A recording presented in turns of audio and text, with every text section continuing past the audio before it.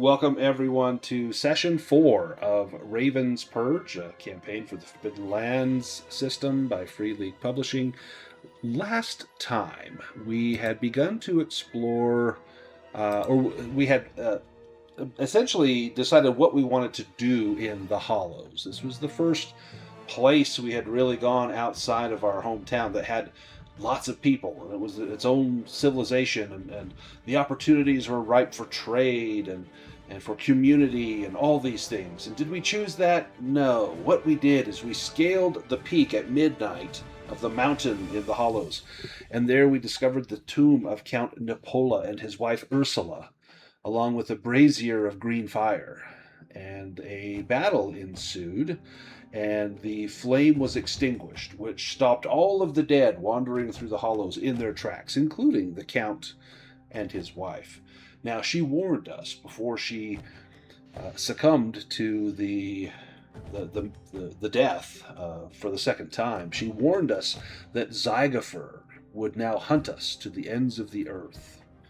And we recalled some of the tale of Zygofer. He sounds like not a great sort of guy. You know, was around several hundred years ago, consorted with demons. He had a wife and some kids, and he was a general tyrant as far as things go. But she warned us that he would hunt us to the ends of the earth. As we began to leave town that night, or preparing to, because we saw a huge fire down at the docks where we had been offered the job of setting Yawim, the brewmaster's boats on fire. We didn't do it, but clearly someone else did. Mrs. Palmer must have asked someone else to make sure the job got done.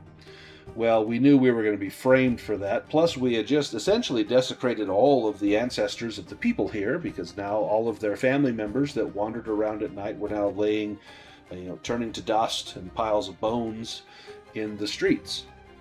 Well, two of our party, Roderick and Orvin, decided, we can't just leave town empty-handed. And they had a bone to pick with Mrs. Palmer. And so Roderick and Orvin broke into Mrs. Palmer's house, killed her, it was murder, and robbed her, and took essentially the town treasury plus all of her wealth, and we fled eastward. Now, we traveled, in fact, we pushed ourselves through the night to get as far as possible, as far as we could. And we set up a camp. Let's go to our map here. We set up a camp, and on the other side of the Elia River, and we had made that quick run from the Hollows at night, and dawn had risen. We crossed over the river and made a safe camp, or so we thought there. Now, we'd been told of a place called Weatherstone, and that Weatherstone was to the east. If we followed the river to the marshes and headed slightly south, we would find Weatherstone.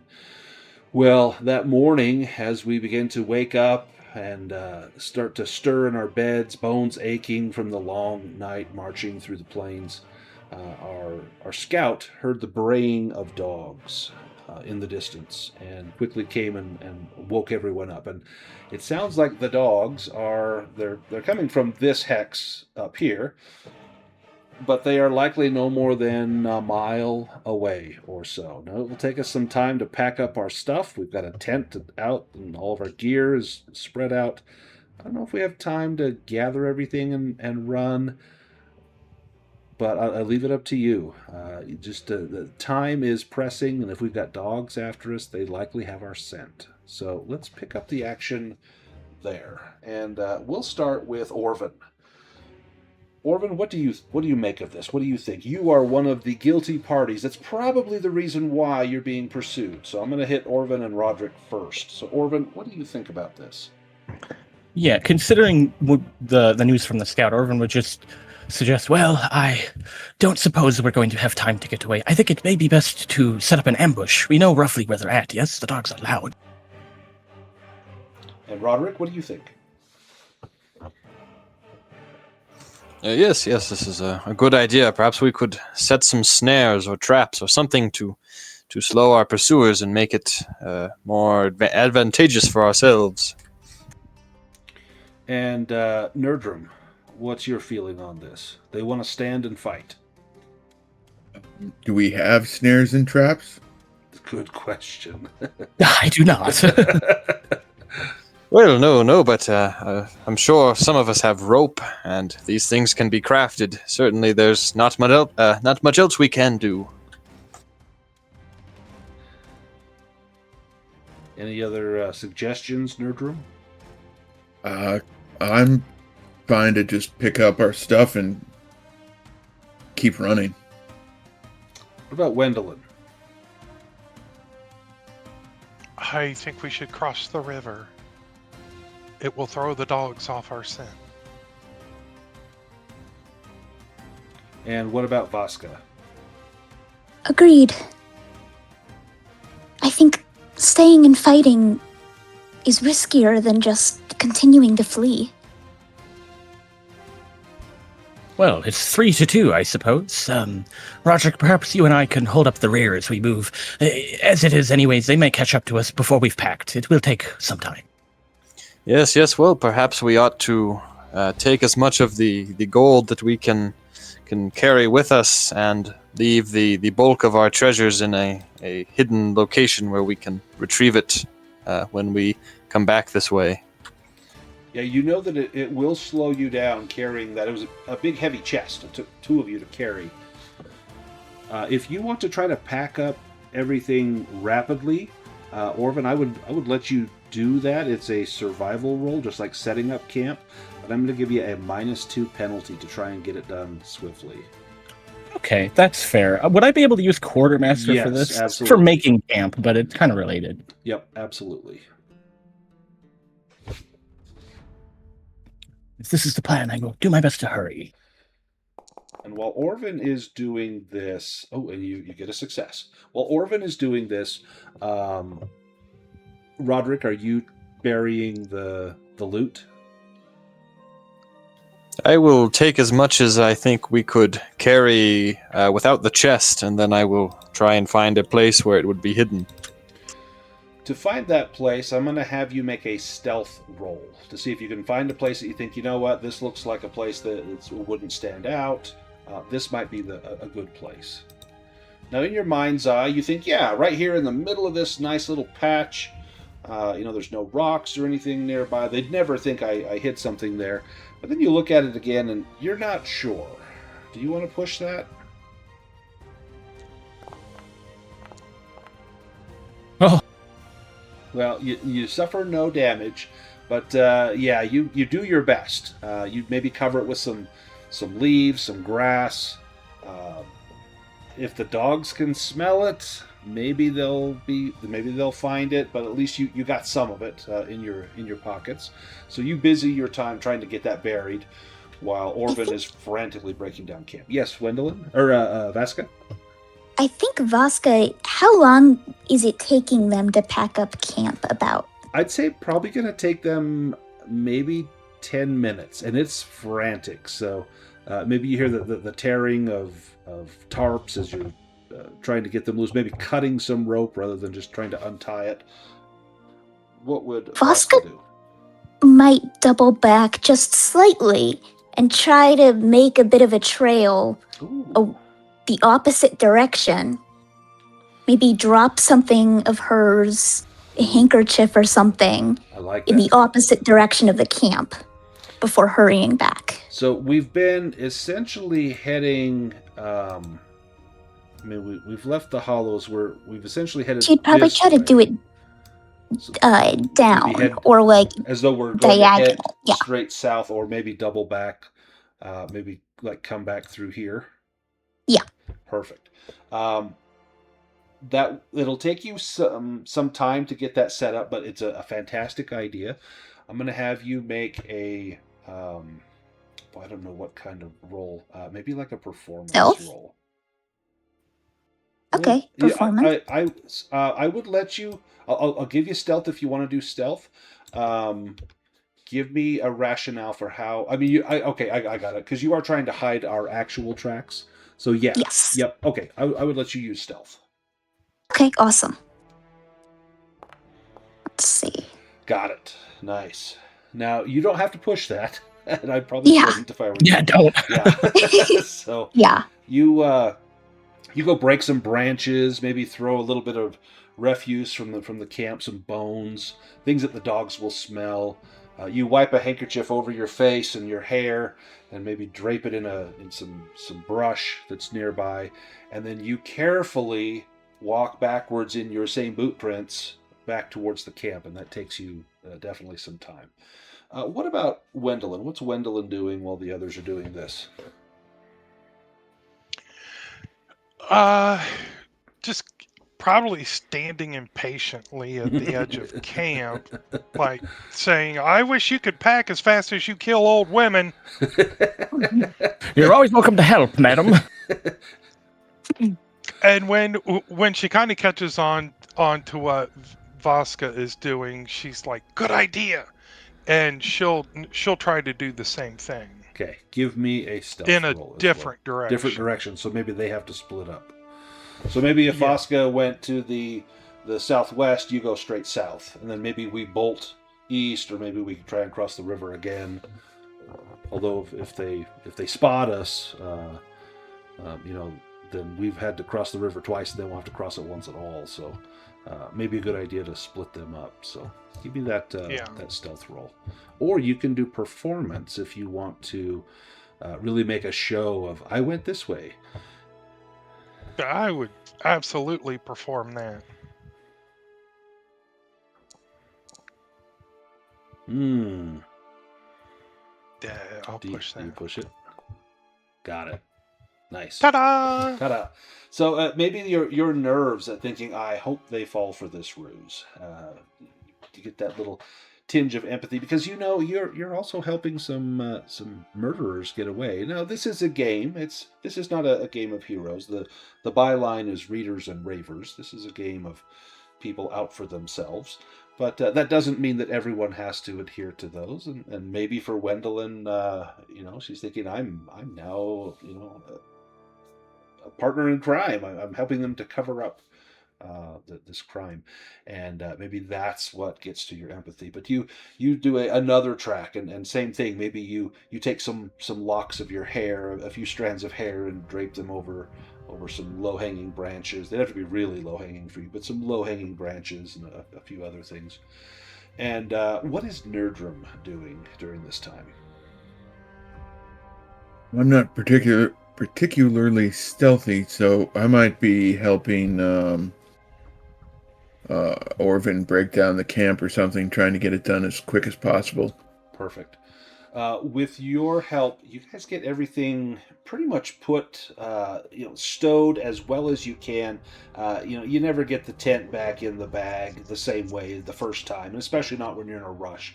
So it's probably partially hanging out of the bag, and tent posts are just jammed here and there, and kind of lashed everything together, hoping it will survive a run. After about 15 minutes, you've got the camp pretty well cleaned up. Now, do you want to try and make it look like you didn't camp here? That's a tougher job, because there's a big flat spot where the tent was. You probably got a fire pit with ashes, if not hot coals still, or warm coals. If we have the time, sure. Give me a wits roll. Just roll wits.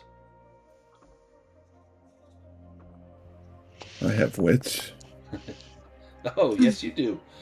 So you don't know that you have enough time to really make it effective, if you wanted to do that. And no matter how good you make it look, you think if there's dogs, it's going to be tough. So you're welcome to spend the time, but you may not have enough time. What do you guys think? Why don't we just talk to them? Just explain things. Explain. I drove my sword through an old woman's heart. I don't think I'm going to explain that very well, nor do I really have the taste to. No, I don't believe we have the time. For I all would we like don't an know anything. explanation. They Well, seem happy. nice. We are hunted men and woman. I don't think you all understand really the severity of the situation here. But you will. So, that is fine. You mean the What one do where you you- drove a blade through the heart of an innocent old woman? Precisely. I would do it again. You see, we will need the money. And the connections. Yawim, for all you know, in 2 months' time, we'll help drum up some of the villagers to support us. And maybe not, I don't know, but I would do it again.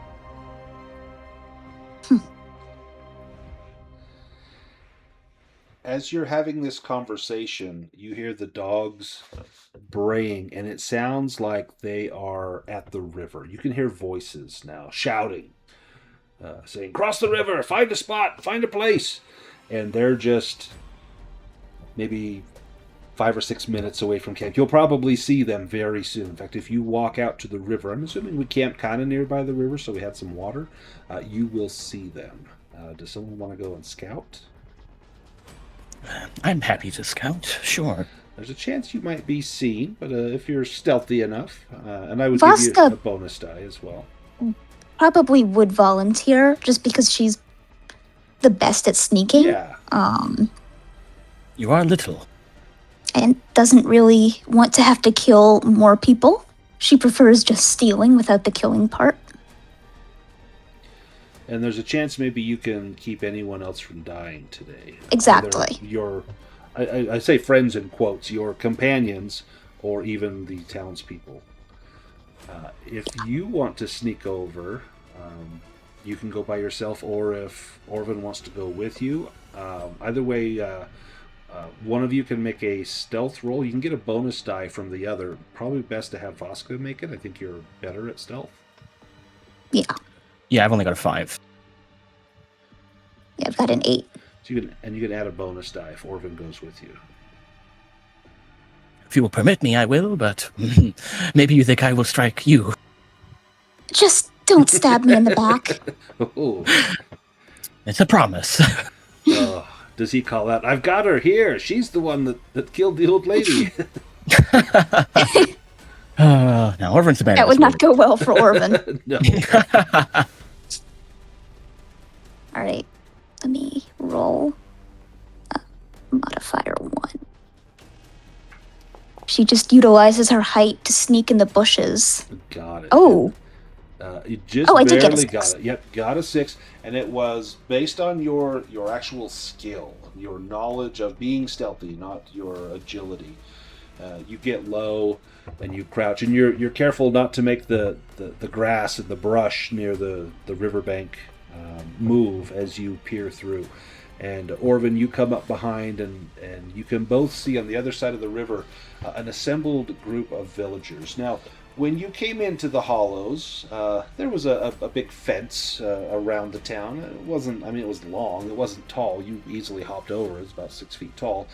But there were people that were on, guard duty, but they're just locals, farmers and people in town that probably they have to volunteer for. That was the big contention with Yawim is, we all have to volunteer to empty the latrines and serve guard duty and do these things.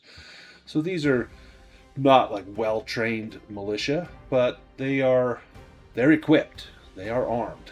And you can see at their lead someone that looks very much out of place with the rest of them, as though this person is not just rabble, but this is someone else.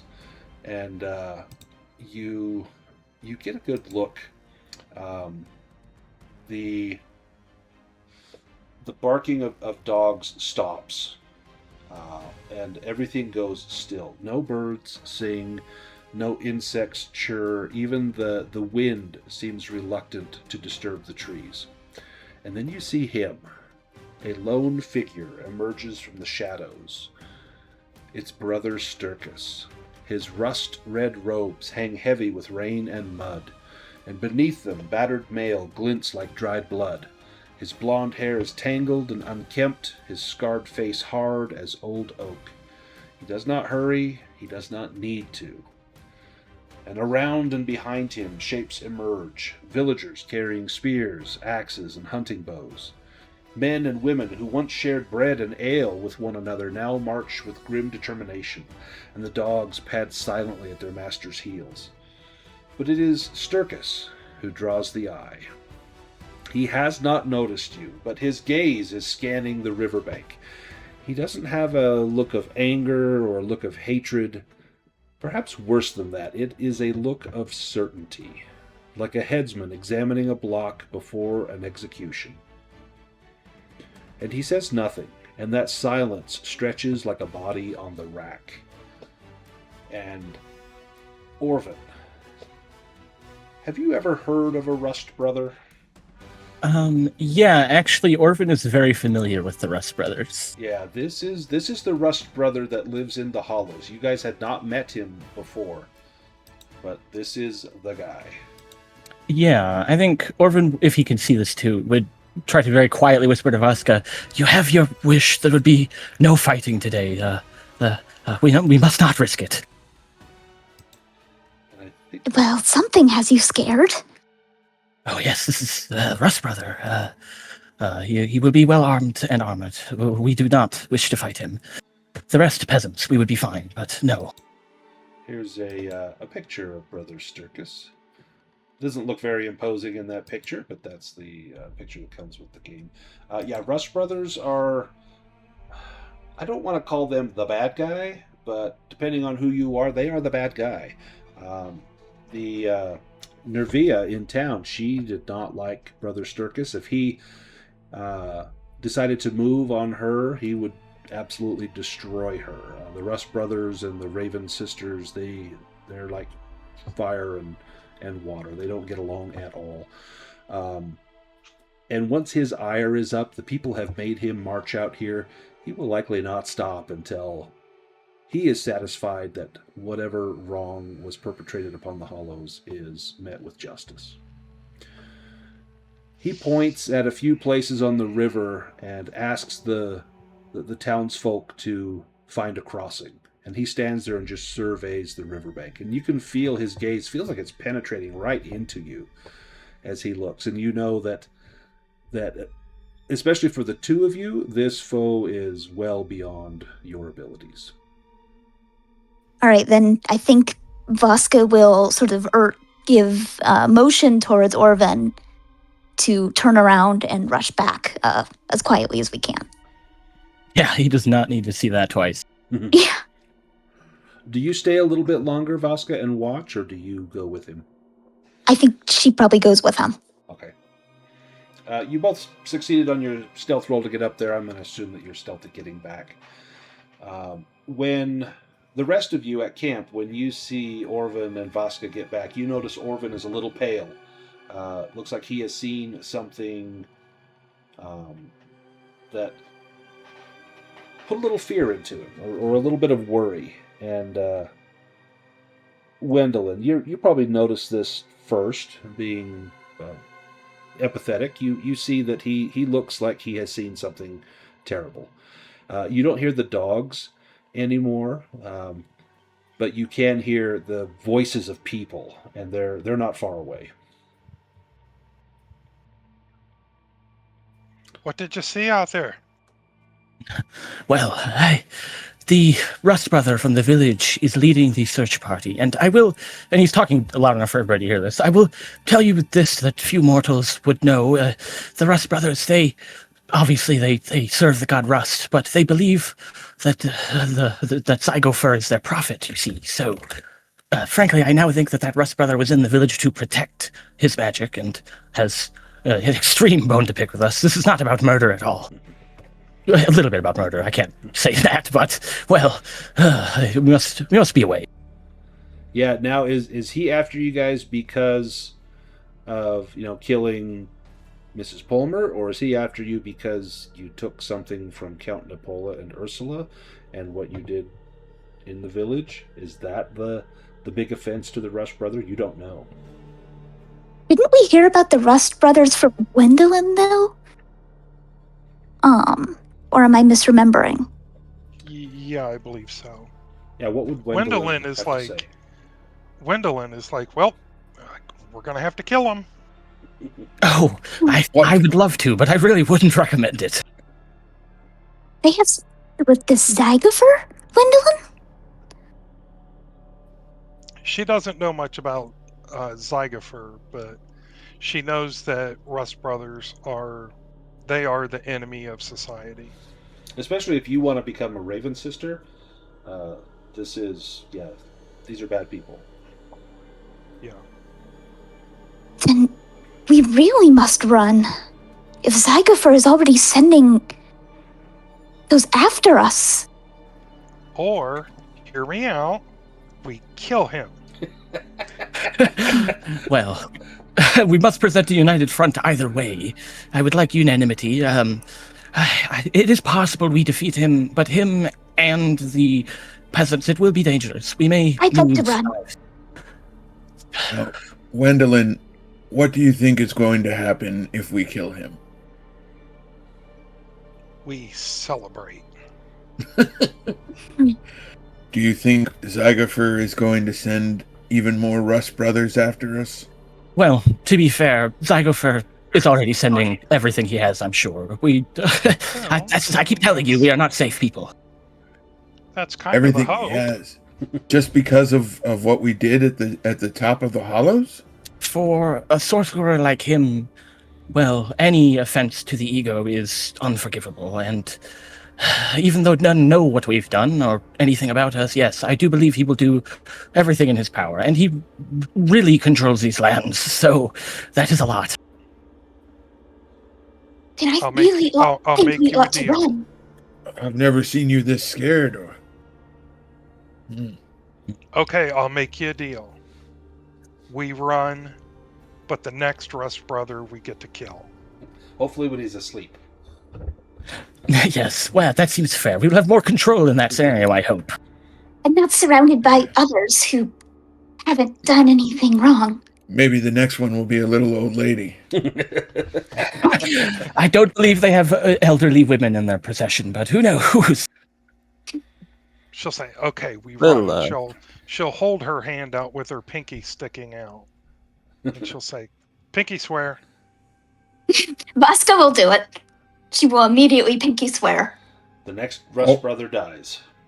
Only if there's only one. Oh, now perhaps it's not there's designed a- for cowardness. Yes, perhaps there's a way we could see both things through there.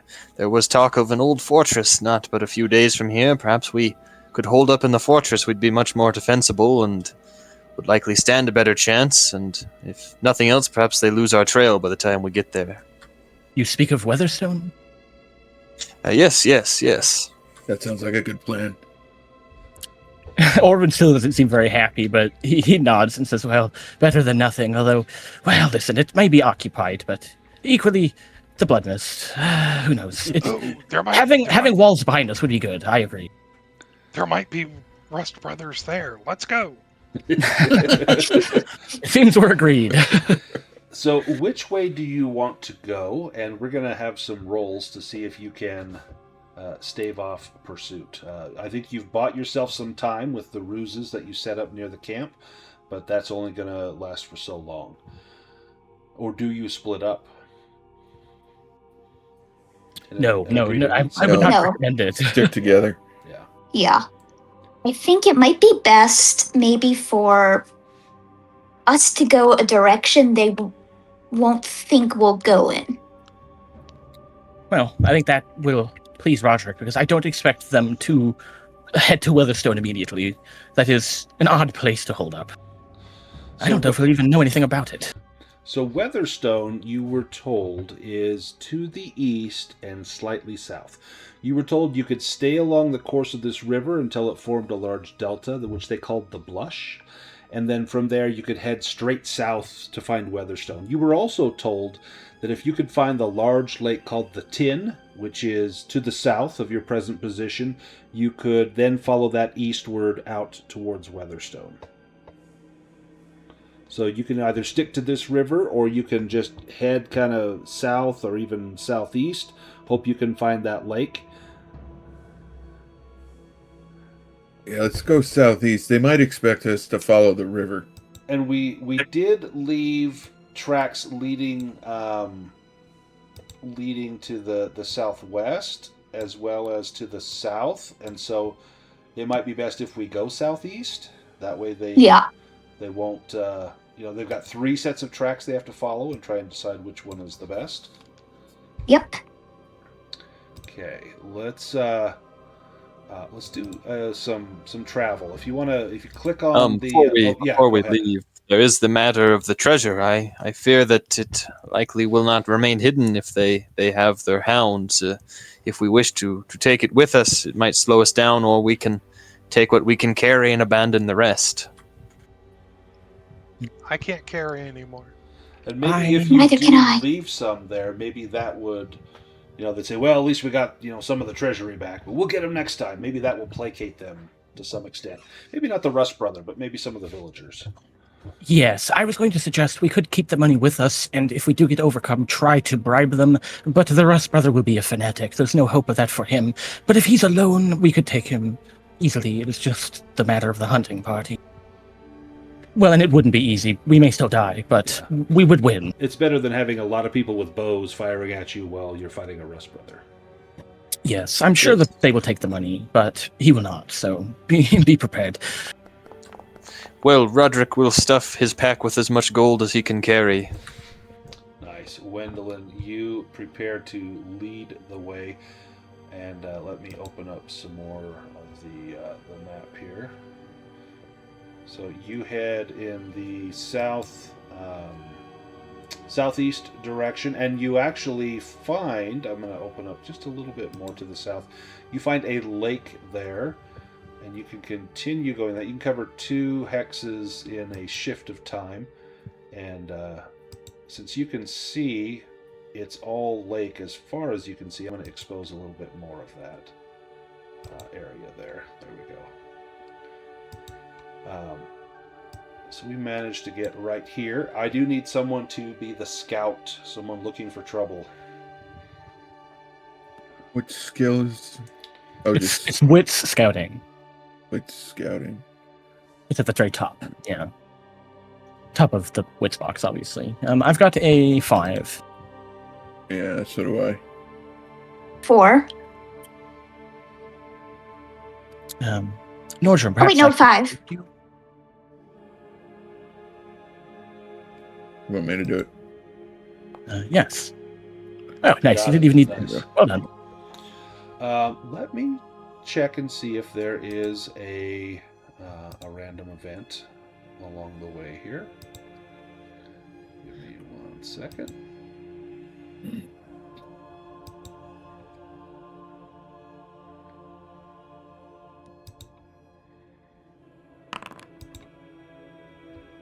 No encounter. So you get down on towards the shore of this lake. Now, with the scouting roll that Nerdrum succeeded on, you hear the dogs and shouting for about the first hour or so of the journey, and it grows quiet for some time, as though they've either found the camp, maybe they've gone down some of those side trails. Perhaps they've even found the treasure. But then you hear that barking again, and you know that pursuit is hot on your heels.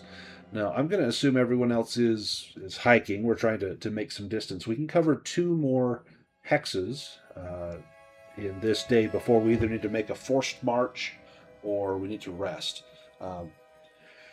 Where do we want to go? Now, we could stay along the course of the Tin until we find whatever tributary that leads in, and follow that to Weatherstone. We could, if you want to try and get across the lake, you could try and fashion some sort of raft really quickly and push off and hope that they can't pursue, or you could continue to Weatherstone. Raft would take too much time. It would take a lot Maybe. of time. Yeah. Could we just scan along the shoreline? Maybe there's an abandoned boat around there. Yeah. Give me a a scout roll. Let me have let's have Orvin, or excuse me, Nerdrum. I'll have you look for that. Click on your scout skill. Oh, nice. You don't see a raft. It's pretty marshy, and there's a lot of flies and insects around here. And you worry that if you even push into that, it's probably marshy, mud sucking at your boots before you reach the actual lakeshore. These bugs might eat you alive. You would no doubt leave huge prints in the mud trying to trudge out towards the lake from where you're at here. But no sign of a raft or a boat or anything like that. Okay. Should we continue on? Yes, Let's- run. Yeah. Let's do Yeah. another lead the way as ooh. Well, holy sheep Do shit. you push that? Oh, there we Brave. go. Nice. You take a little damage to your wits, but you avoid a I'm a mishap. half-wit. This is not the point where we could afford a mishap. So you continue on this way for a couple hours, and you see it looks like there is a tributary here where the lake begins to feed off, or is fed from a small river flowing in from east to west. And if you recall, you were told that Weatherstone, you could follow this tributary to reach Weatherstone. So if you continue along the tributary, you get to here, and let me move us there. Let's have who wants to keep watch, make that scouting roll.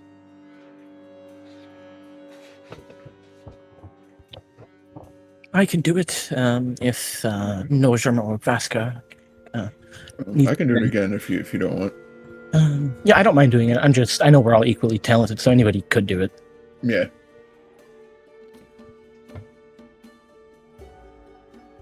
Yep.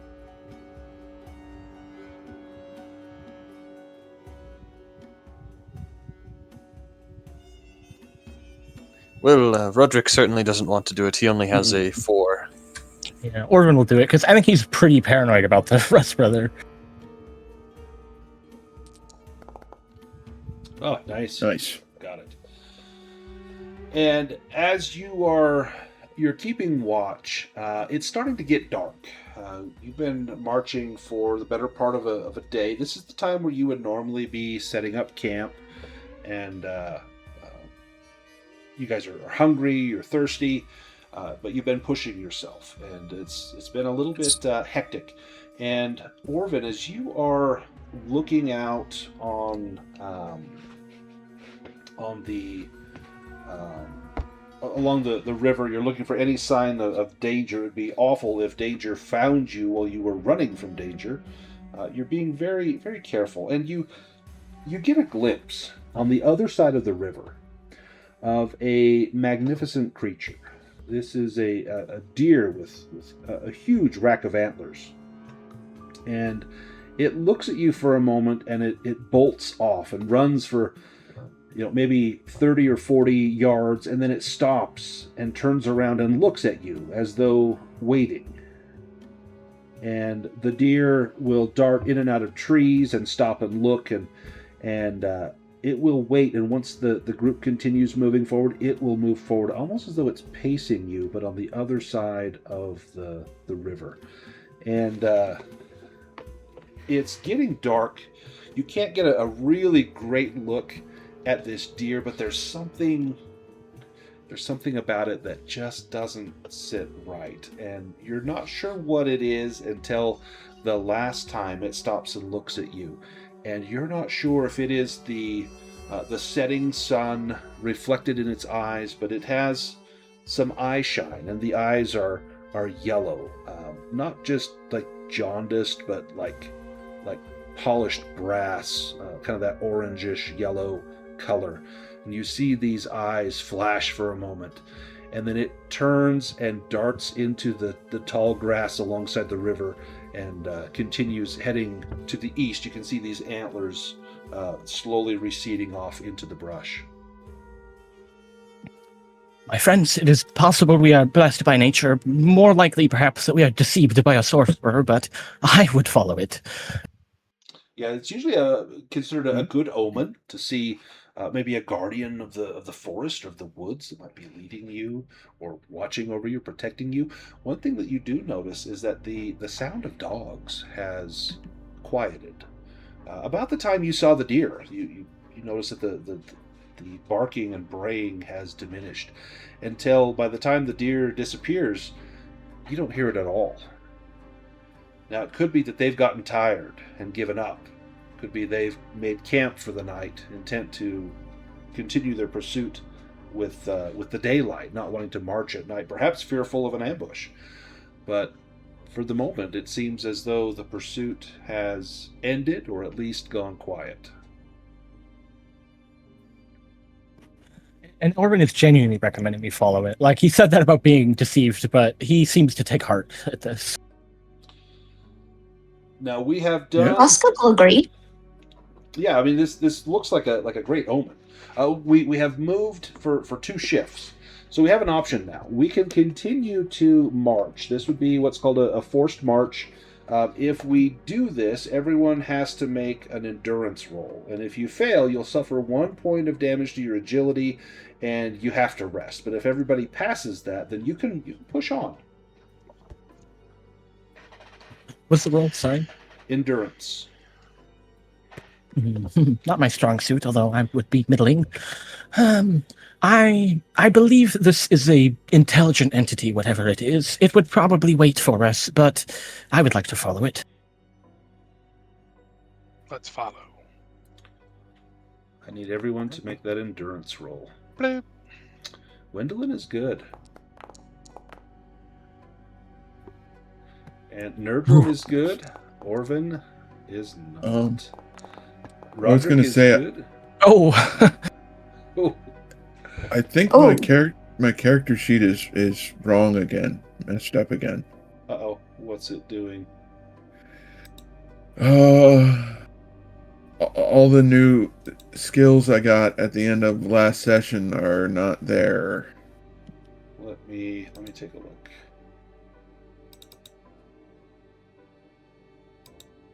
Like, I learned the healing spell from Wendelin and stuff, the healing magic, and then I had taken on like two talents. Like, I think one had to do with the bow. I forget what the other one was. I think it was the bow too. But we had that problem before last session too. I think where like I thought I had that all fixed. Let me see. Yeah. Because Orphan had stuff put on his character sheet and it stayed. His is fine, so that's so weird. But he wasn't affected last week. It was just a couple of us, right? Yeah, and the characters didn't show as being the linked, and I show them linked now. Yeah, so let's. Oh shoot! I don't know if it's from the party token, if that's what's doing it. Let me take Nerdrum off the party token. Let me open your character sheet again. I'm sorry about that. Let's no problem. yeah, let's fix this again. So you had My one under the actor tab is wrong too. Sharpshooter was one of the talents, right? Yeah. So let's fix your actor token. So sharpshooter. There we go. And then you had the path of the healer. Yeah, there was another talent too. I'm trying to Wasn't go it through the one that gave you like the free coup de grace or whatever? I think that was Orvin that took that one. Okay. At a reduced cost, right? Yes, in fact, it was. Yeah, that one is a twisted ability. Rank 3 is like creepy as hell. Yeah. Let me put some healing spells on there real quick. Was it easy because you used it? No, he had to fail an empathy roll, but he's got 2 empathy. He has no patience for human morals.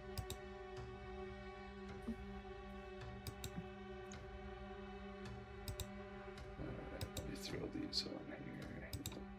Oh, he's actually got 3 empathy, but I think he might have been wounded in empathy or something. I mean, There we go. Well, it won't be a problem anymore. I think it was Nerdrum and Roderick that were having troubles. Roderick, does your character sheet look okay? I can't remember, so I'm not 100% sure. Let me... And I can't remember my other talent. It was either like fast footwork or fast shooter, and I don't remember which one. I put sharpshooter on there. Was that the one? Yeah, there were 2 I picked because it was only like 3 or 6 to buy the first level. It was cheap. So I had enough for 2. And sharpshooter was definitely one. The other one I can't remember. I almost want to say it was fast footwork because I was thinking of like that's a good one in Dragonbane. Right. Yeah, we kind of talked about that. I remember saying like fast footwork is a really good ability. I can't remember if you took it. But I was thinking fast shooter. I was thinking of 2 because that one you don't need to ready your weapon before you shoot with a ranged weapon. But I don't remember what I took. I don't remember which one it was. Which one do you want? And I'll put that one on there. Because it would have cost you the same amount. Yeah. Probably, I guess fast footwork, getting the dodge is probably good. Yeah. There we go. Okay, now let me put you... Let me take you off the party and I'll put you back in the party.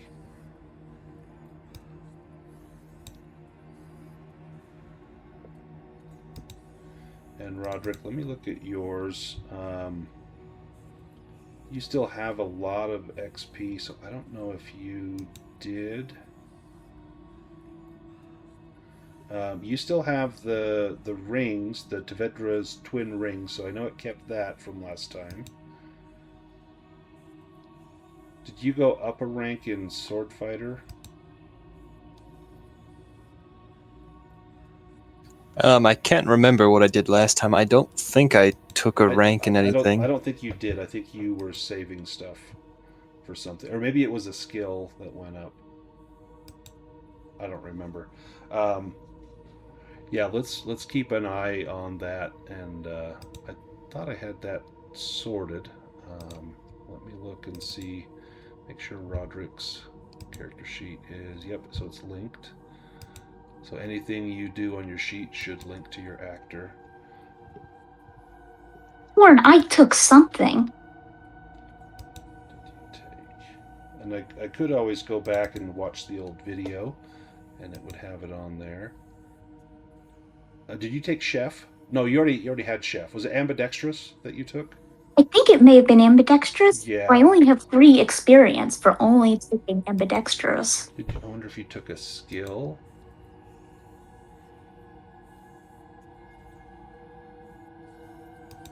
I think I may have taken 1 scouting. So yeah, I think so. I think that might have been it. I think you're right, yeah. Okay, let me make sure yours is linked as well. Yours is, yes, link actor data is checked. Okay. Let me delete this party token. I'll put a new token out. I don't know if that's the problem.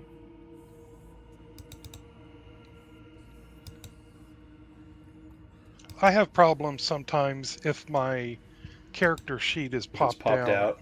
Yeah, so if you make the changes when it's popped out, that could be the problem as well. Is it may not save those changes.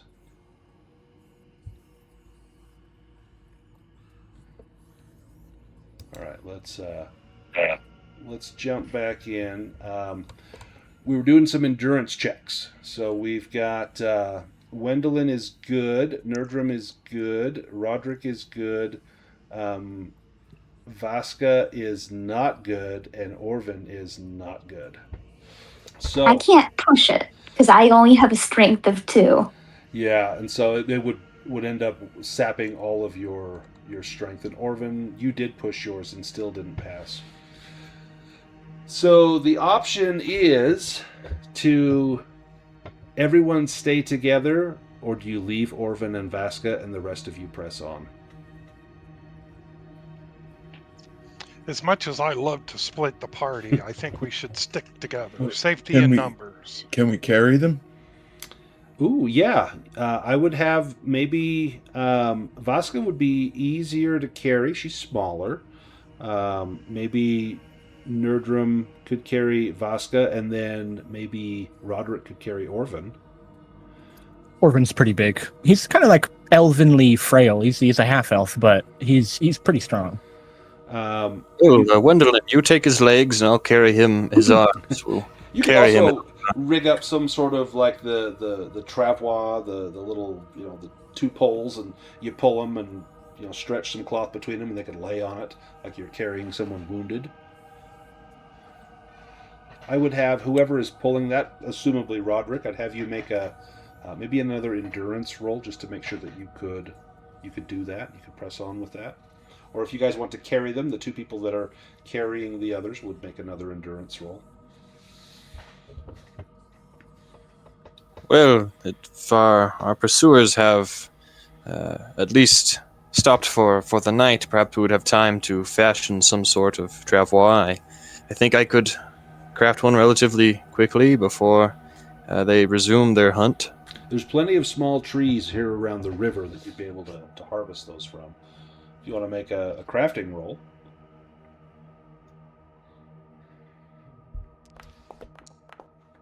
Yep, easily done. In fact, with 2 successes, you can make 2 of them. So enough to carry Vaska and Orvin. Well, they won't hold for long, but I think they'll at least allow us to continue our journey. Well, not terribly dignified, but thank you. So let me have Roderick. You're probably pulling Orvin. I'll have you make another endurance roll, and then maybe Nerdrum. If Wendelin is helping you, then one of you can make an endurance roll with 1 bonus die. I'll help. Oh, Nerdrum. Would the travois offer any sort of benefit? Yeah, probably 1 bonus die, I would think. But it looks like you both, or Nerdrum succeeded. And Roderick succeeded as well. Excellent. So you managed to press on. And let me open up the path. The river gets a little bit smaller. And up ahead you see the glow of fire. And you can smell wood smoke. And you come out upon a scene, and I'm going to expose Weatherstone. So it is dark when you arrive, and I have a map of Weatherstone.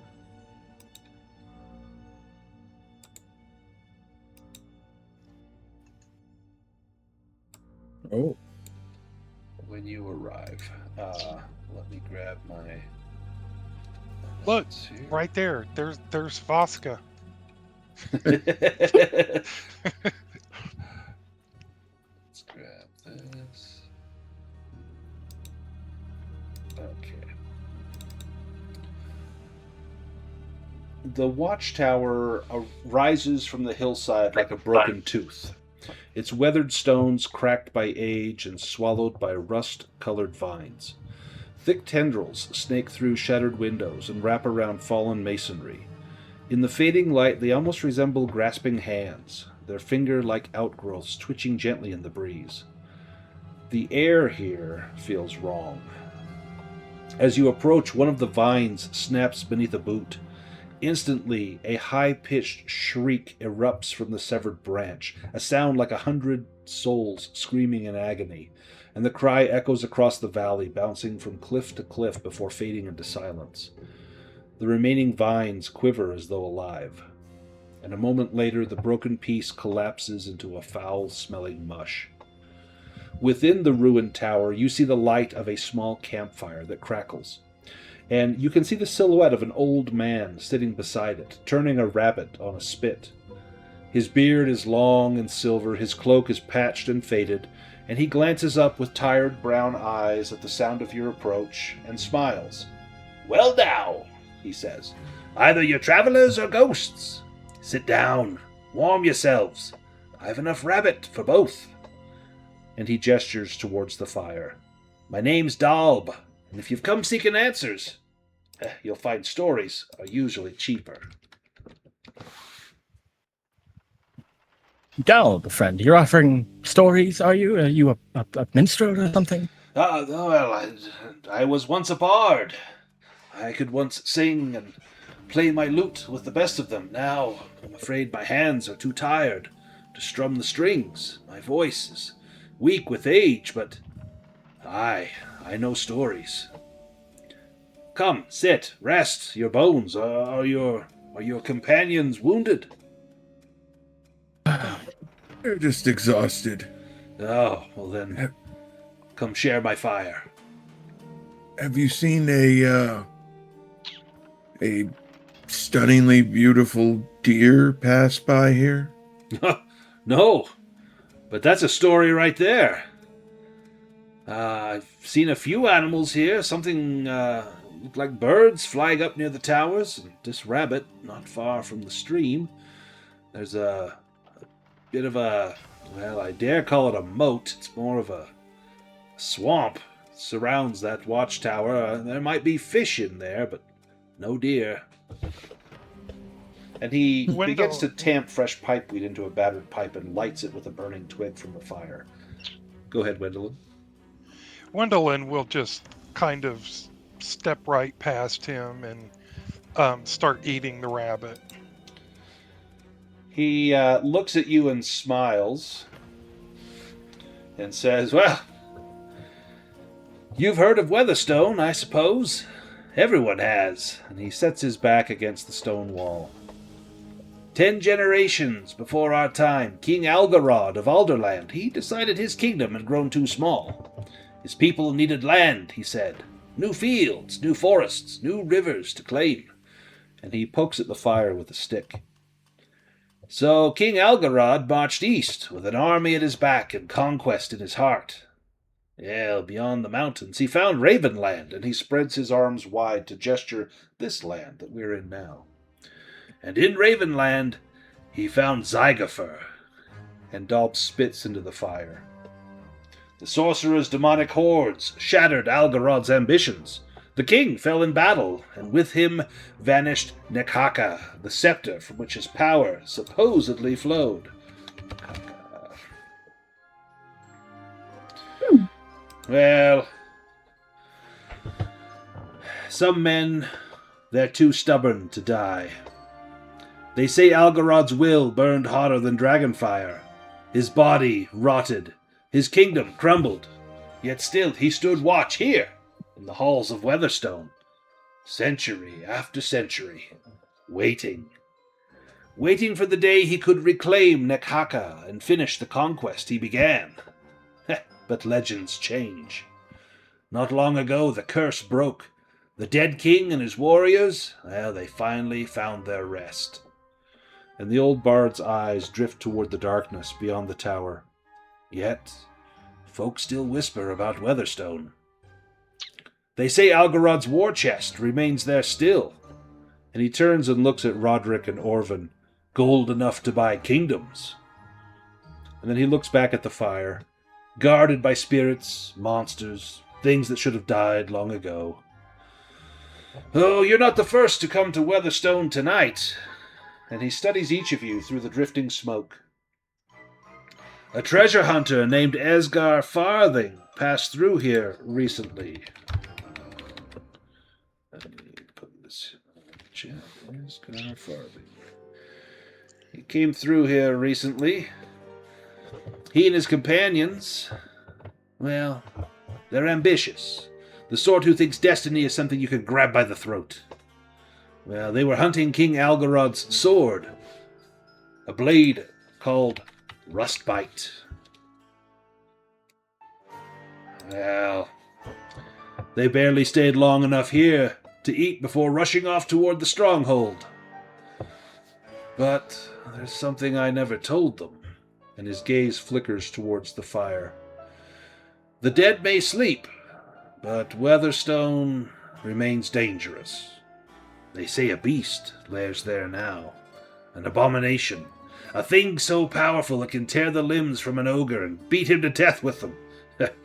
Every tale agrees on one thing. The creature cannot be slain by ordinary steel. Only rustbite can kill it. And he points a crooked finger toward the darkness. So there you have it. Find the sword. Kill the beast.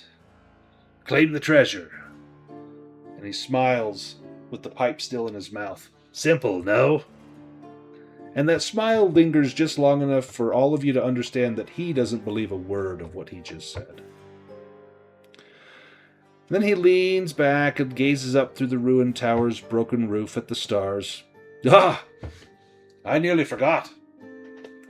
Perhaps you have already heard of Stenengist?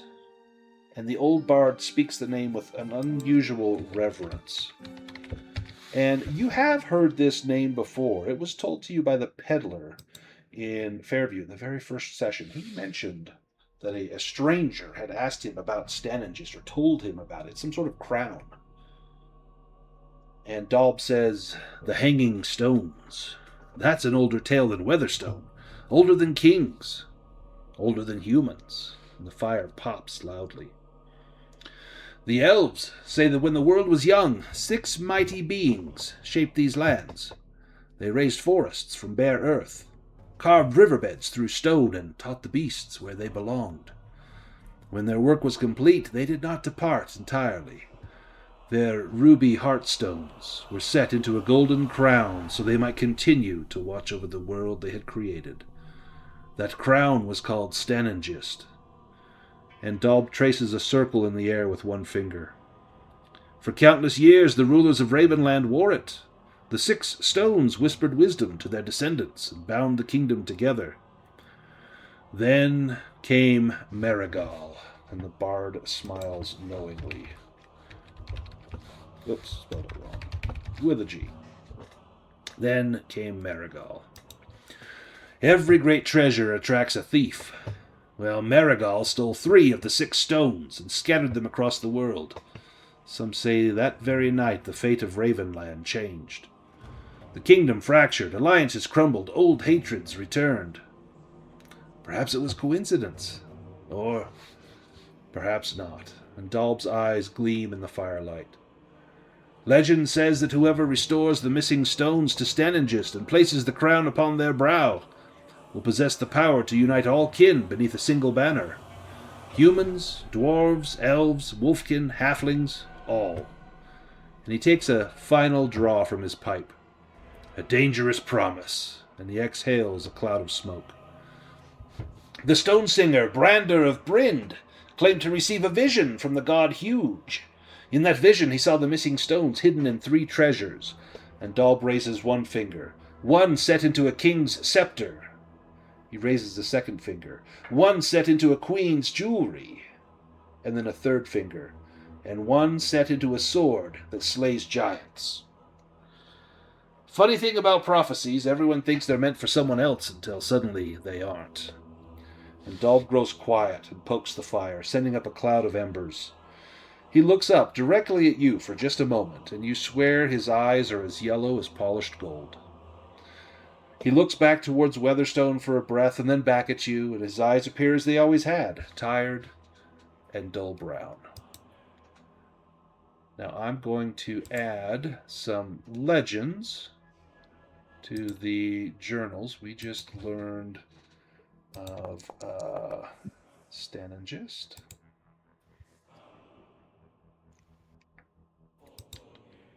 Let me make that observable.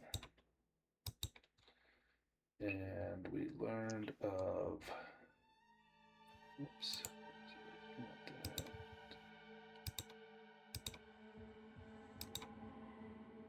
Put the legends. Stenengist crown.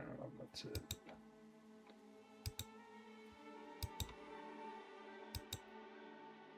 And I'm also going to make the Nekhaka scepter. We've heard of that now. Observable.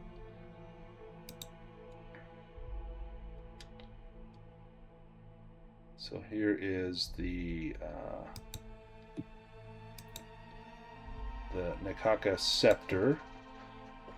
It said that Algared, first king of Alderland, was so wise and good that the gods turned his heart into a ruby after his death, and Algadan, son of Algared, had his craftsman carve the scepter Nekaka with 3 pendants from the golden alder trees of the royal palace, and set his father's ruby into the scepter. Nekaka was carried by the Algarian dynasty for generations, but was lost in Ravenland when the last regent Algarod was slain with all his men by the demonic hordes of the sorcerer Zygofer. The elven elders instead claimed that Algared was an elf disguised as a human, and that his ruby heart was one of the 6 stones in the crown Stanengist. And then of the Stanengist crown,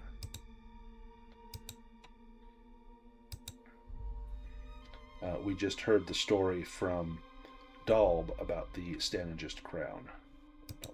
I made that visible in the Raven's Purge legends. And Dalb is very quiet. Orvin, what was your manipulation roll for? Yeah, as soon as Dalb goes quiet, Orvin would speak. He'd say, well, I don't know too much about Rustbite, but if the Stanengist is here, we must have it. But he says it like Gollum. There's such a longing in his voice that he tried to conceal, but he just can't. Like he will go in there alone. Like he knows something about this, obviously. What about Wendelin? You love good stories, and you've just heard some doozies from Dalb. She is just kind of sitting there with a rabbit leg in her mouth, just listening, and her big eyes are just like wide, and she is just like totally sucked into this story. Yeah, here he's told you of a king's treasure somewhere here in Weatherstone, as well as his sword, Rustbite, perhaps this scepter, something of a crown that could unite all the peoples of Ravenland. This could be tall tales of an old man around a campfire, but, here in this mysterious place, and the things that you've seen over the past several days, makes you wonder. At the same time, she's thinking in her head, Nekaka? Nekaka? Really? That's the best name you could find? Nekaka? It sounds like something you would get kicked in a fight. It's the sound Wendelin makes when she sneezes. Nekaka! Yes.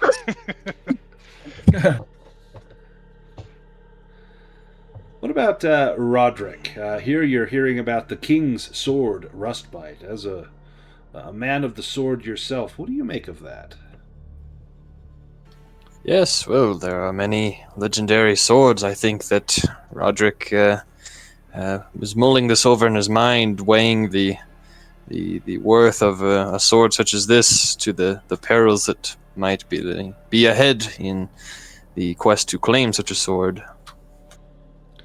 Now, he mentioned that some treasure hunters, led by a man named Esger Farthing, had arrived shortly before you. He didn't really specify how soon that was, but presumably maybe the same day or yesterday, and they've gone in there, but he didn't mention them coming out. They may still be in there. And if there is danger, we will know of it by their corpses. Yep. You'll see their blood and their limbs and their entrails long before you see whatever killed them. They'll Vaska- soften the place up for us. Vaska is wondering why any thief would then scatter the crown, the jewels from the crown, the 3 jewels. Do you say that out loud to Dalb? Yes, she asks. He says, Marigal is a trickster. Marigal, how could I put this? Strange fellow. In fact, it's said that one of the elves that was meant to be in the crown, well, said that Marigal had a thing for her, and now her gemstone is elsewhere, perhaps in that sword that I mentioned. But that's only a story. If you find that sword, why, come find me here and let me know. I would much love to see it. I guess Marigold likes to sow chaos, you could say. Yes, as most tricksters would. Says, the name Marigold soars like a vague shadow all across the Forbidden Lands. No one knows if Marigold is a woman or a man. Maybe there's several Marigolds, for that creature has been spotted in places far and wide from one day to the next. And the young are secluded in castles as well as cottages, so that the offspring of Marigold can be found in the most distant regions among all kin. That's a universal tale. Some believe Marigold to be a demon. Others revere Marigold as a god. Frankly, we don't even know if Marigold is male or female. No one knows. The truth is that it is as likely to help those who encounter Marigold as it is to destroy them. One cannot say. It's like a force of nature, like the winds. The winds may help, the winds may harm. Such is Marigold.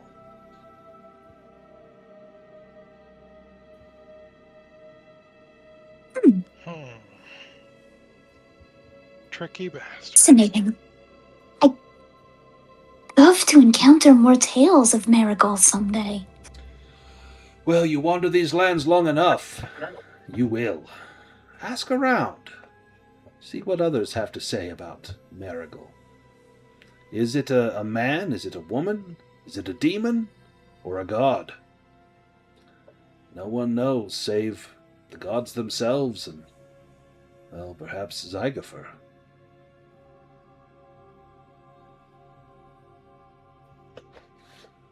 But I wouldn't go and ask Zygofer.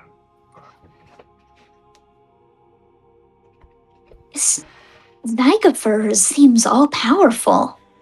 Very much. He controls the Rust Brothers. He creates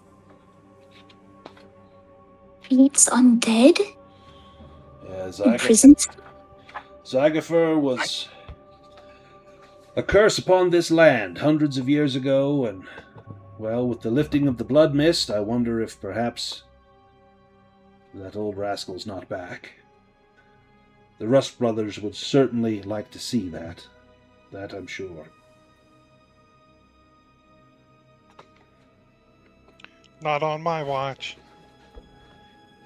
Oh, the hour Yes, grows late. one good thrust of the sword to the heart, and he'll die like any man. That reminds me, if you happen to see a Rust Brother anytime soon, you never saw us.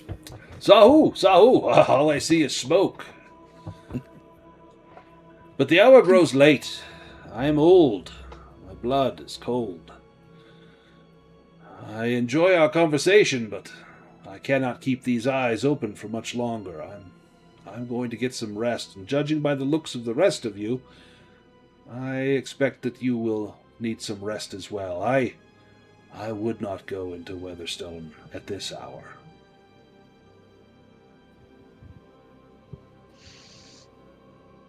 Agreed. I think we have had quite the day. Well, I hope you Yes, brought we make water. camp. You won't want to drink this moat. It's foul. You can stay here in the in this broken watchtower if you like. There's no roof. It doesn't keep the rain off, but, well, keeps the wind at bay. That will be fine. We have tarp. Where will you stay? Well, I'll be here in the watchtower. I have a small cot. You're my guests. You're welcome to stay. I adhere to the old ways, the guest, host, hospitality. I trust that no harm will befall me, for I have shared my meat and a tale with you. Only Yeah, of course the not. cursed would lay a finger upon me after that, and you do not look cursed. And he pauses and looks at Orvin for a minute. Huh. No, yeah, not cursed. Well, And he for any gives you matter. gives you a smile.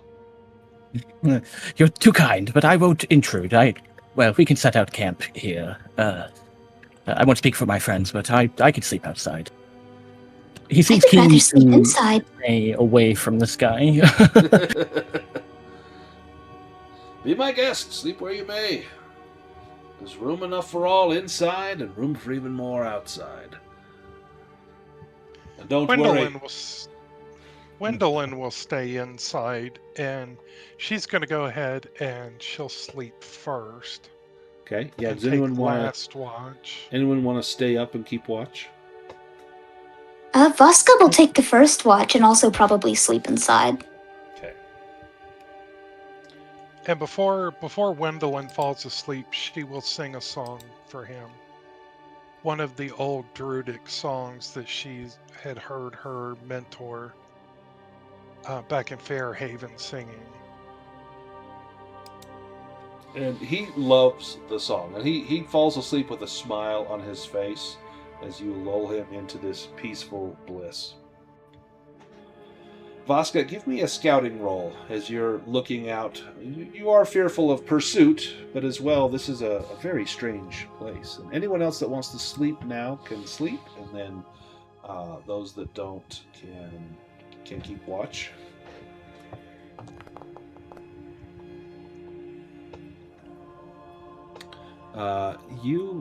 Voska, you look out over the dark stretch that you had just passed through this night, fearful of those dogs, that Rust brother, those villagers. But there's no sign of anyone coming near. No sounds. Nothing moving out there. There's also some bats that fly overhead, and you're mildly amused to see these bats. And they seem to be roosting in the various towers here at Weatherstone. And you watch them flit around the towers and sneak inside and dart all along the moat, catching insects. Very active.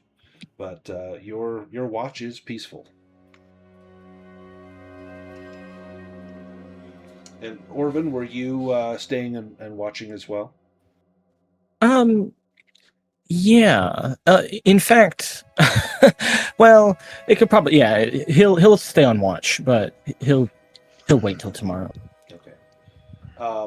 If Voska and Orvin want to sleep now, then the other three can wake up. And Wendelin, did you want to take this next watch? Yeah. Go ahead and give me a scouting roll.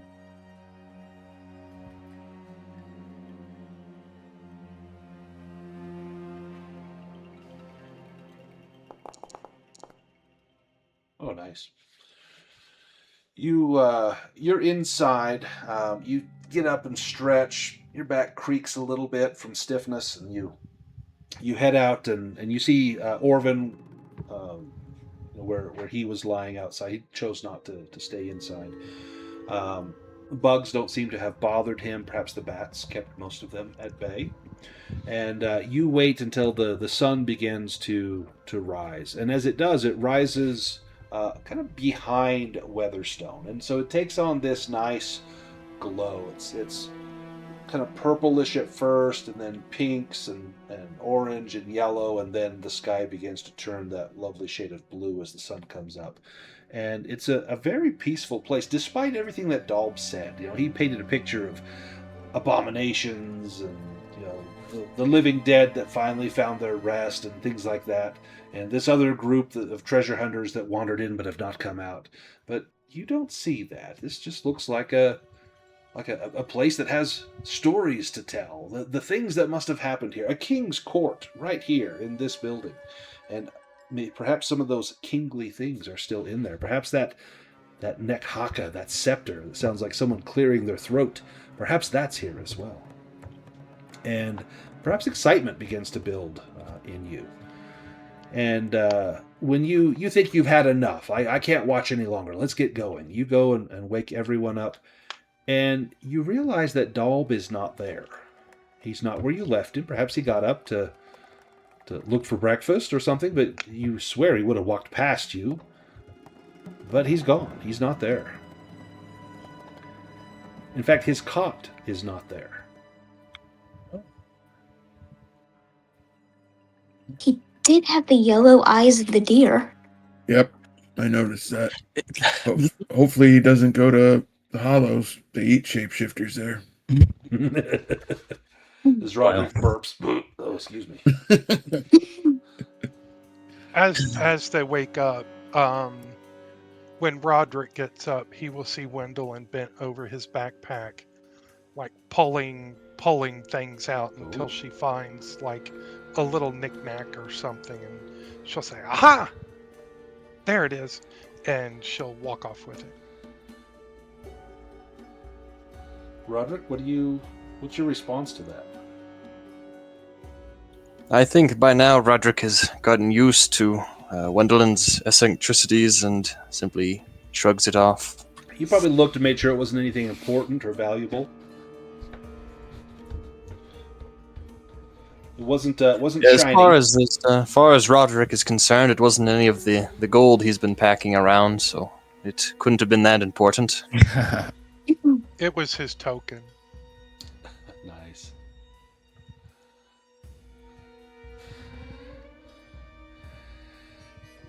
What about Orvin? You get up. You've slept outside. How do you Yeah, feel I think after as soon as rest? he is excited, but also apprehensive, and he definitely he's very excited that everybody's awake. As soon as he knows the bard's gone, I think he would turn to Voska and he'd say, "Voska, the rubies of the crown. The bard, I thought he simply didn't know, but now I think he is deceiving us. Those rubies, he said they're elves. Yes, they are the ancient and wise elves. The rubies are the elves. It's their heart, their soul. That you could destroy the body of an elf, but if the ruby is intact and taken back to their home, it can be reformed. The bard either lied about the crown or he doesn't know, but those rubies, they are the wisest and most ancient of the elves. They would know how to save the Forbidden Lands and oppose Zygofer. We might once again be in peace, but the peril would be great. Should we find it, first of all, we're announcing directly our opposition to Zygofer, but equally, the bard, he seemed very happy for us to go in there, didn't he? Wait, how do you... Oh, wait, do I hear this? Yeah, I'm talking to everybody. It's as soon as everybody's gathered, I'm saying all that. How do you know all this? Orin kind of shrugs, and then he says, "Well, you all have saved my life. I have been deceiving you myself. I am no half-elf. I am an elf. One of the youngest, but, well, briefly I was there. I was born in the year 808, you see, and just old enough to see the end of the Elder Wars. I know quite a bit more than I think any living human would." That certainly explains many things. Yes, I know you have been confused. Reasonably so. If you understand why I lied, I hope, but... Of course. My name's not Orvin, in fact. I'm Eilir. Pleasure to meet you. So you weren't exaggerating about raising an army and taking on Zygofer? No. He is the lord of these lands, and he has destroyed them. I thought there was really no hope. I thought maybe we could just kill him and the lands would be as they are, but if we could... Well, it's a vain hope. I don't truly know, but these rubies, they would be the best of us, elves, so I'm quite keen to see those united. But again, it's beyond dangerous to do. It might be the best chance that the Forbidden Lands have and that we personally have if Zygofer is already after us. And that would have been my argument. He's relatively petty. I mean, I was a Red Runner elf. We are the militant elves, but I was young. They didn't tell me anything. I didn't really see anything, but somehow he unleashed a flood of demons on these lands. And, well, that is what killed Algarad, in fact, up here. I presume. I was not there. I was far away. A lot of this is just conjecture. You must understand, but... Yes. He's extremely petty. He won't stop at anything anyways. We're already relatively doomed unless we can put up a fight. So frankly, I think our only hope is to build an army. And, well, that's why I was so keen. And what's one old lady's life in the, against saving these lands? I would kill anybody. Frankly, apologies. I am 357 years old, you understand. To a certain degree, I understand, actually. If you've seen all of that. And, well, if those are the stakes. So why was it necessary to rob and murder an old lady? Well, I had no lofty ambitions such as getting the Stanagist, but With a few hundred gold, a few thousand gold, any army could be gathered, and the mist has lifted, so, well, yes, it would be the perfect time, but it's the time for him too. He will be doing the same. He's gathering his forces now. So this is the campaign, is trying to find the 3 gems, to restore them to the Stanningus crown, to unite the people against Zygofer, and to take him out. So this is everything, is this conversation right here. Okay. Yes, I don't like that bard. He really knew too much, but was not telling us enough. I had a question about that bard that maybe you can answer. Based on some of the things he was saying. I was kind of made to believe that we might have been talking to Marigal himself. Oh, that's a good point. I thought I heard that suspicion in your tone. Yes, well, I've never met many demons. In fact, I was kind of destroyed by a demon long ago. I mentioned that your body can be destroyed as an elf, and the ruby will reform it. So I can't tell you for sure, but that bot, he was talking about mischief, and I believe he's setting us to a mischief with this castle. It just seems coincidental, doesn't it? Right. It certainly... We must have met a legend then. I don't know much about Algarad and his sword. That could be a complete bollocks, but the Stannis's crown is real, whether it's here or not. Those rubies are everything. They're the greatest prize. They are, you understand, they are actual beings, yes? If you put the crown on, they will communicate with you, and they are thousands of years old. Fascinating. Did not know that. And this is a great place to take our break. Why don't we take about an 8-minute break? When we get back, we will pick up the action. I will see you all in 8 minutes.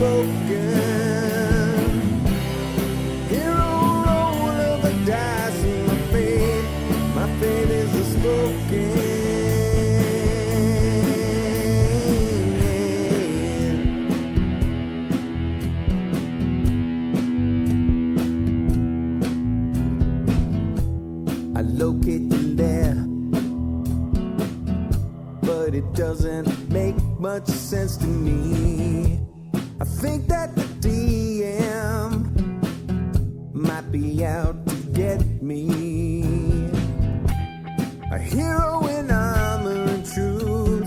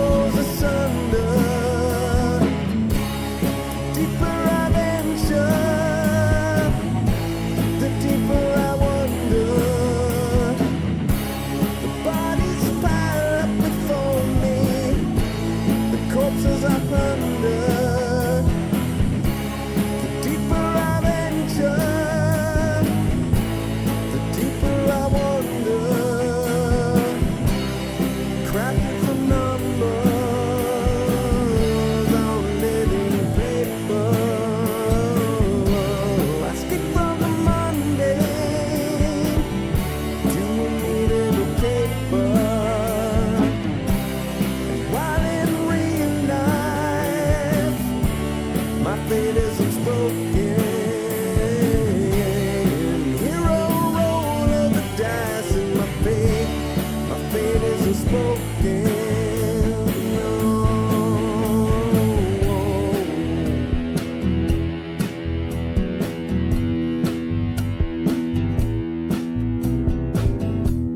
I drink my last potion. I charge through the open gate. The flame of the dragon. Try to seal my awful fate. With a handful of dice. 5 times I roll 20. The dragon goes down. The DM no bloody. I leave with the princess.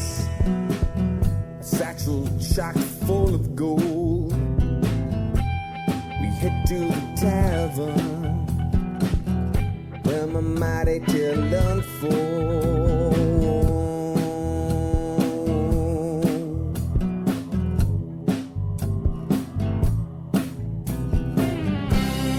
Crafted from numbers on living paper. I skip from the mundane to a medieval caper. While in real life, my fate is unspoken. Hero roll of the dice and my fate is unspoken. The king honored me with a mighty crossbow. It's blessed by the elves, he said. I thank him and I go. The life of a hero, struggling to stay alive.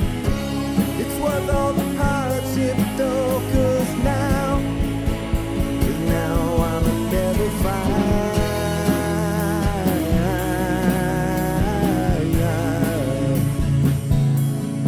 Level 5.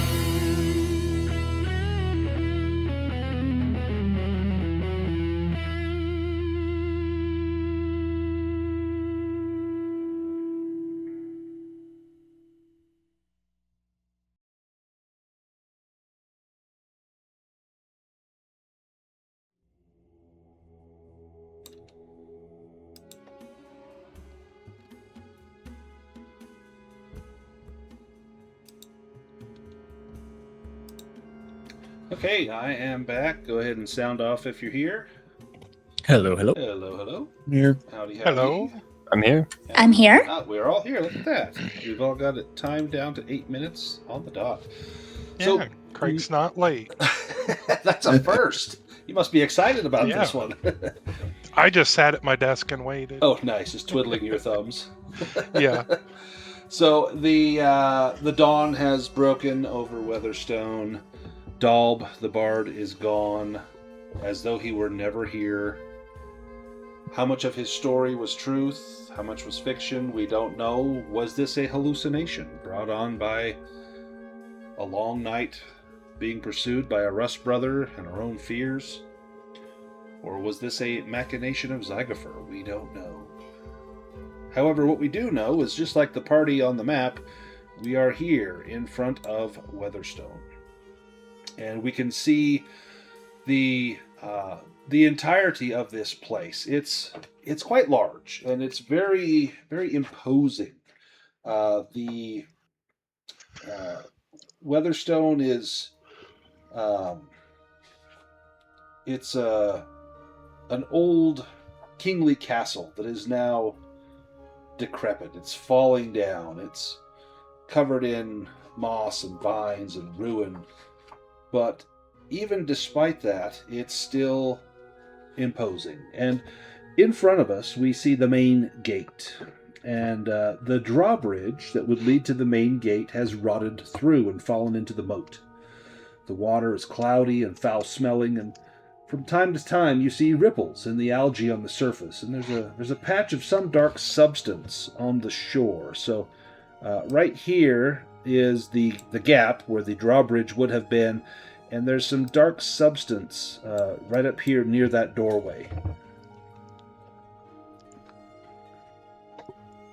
Now you'll need to, if you want to get into the tower, you'll need to find access across that moat to get into the main gate.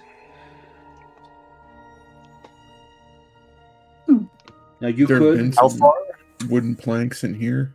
yeah. So if you scavenge around, there's a few rotting logs. There's some wooden planks, things that Dalb was using for firewood. You could craft a makeshift bridge or even a raft. You could likely swim across that water or wade. Bards are fond of Rasta was captures. going to suggest. He implied the moat is dangerous, so I would just be cautious. But How this far is- is the gap? It's about, let me see if it says. I'm going to say about 15 feet. That's not nothing. Well, yes, perhaps it would be wise if we were to avoid the moat. I don't want to get in that water. Perhaps crafting some sort of makeshift bridge, even if it's just a plank or two wide, would be our best path forward. Agreed. I can help gather if, well, Rajak, I believe you're the best at fashioning things among us, yes? Yeah, it'd be a crafting roll. Yes, I could fashion something. It might not hold for long, but it should get us in. I wonder how the treasure hunters did it. If there are even any treasure hunters at all. That dark patch on the opposite shore, you notice now that the flies have taken a liking to it, and you suspect that it's maybe blood. Yeah.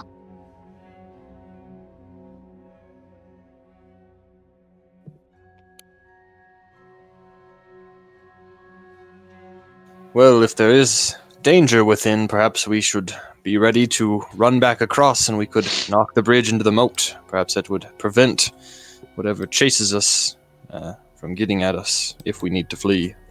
So it is a big castle, but I agree we must always consider retreat, though I am keen to get that crown. Yes, agreed.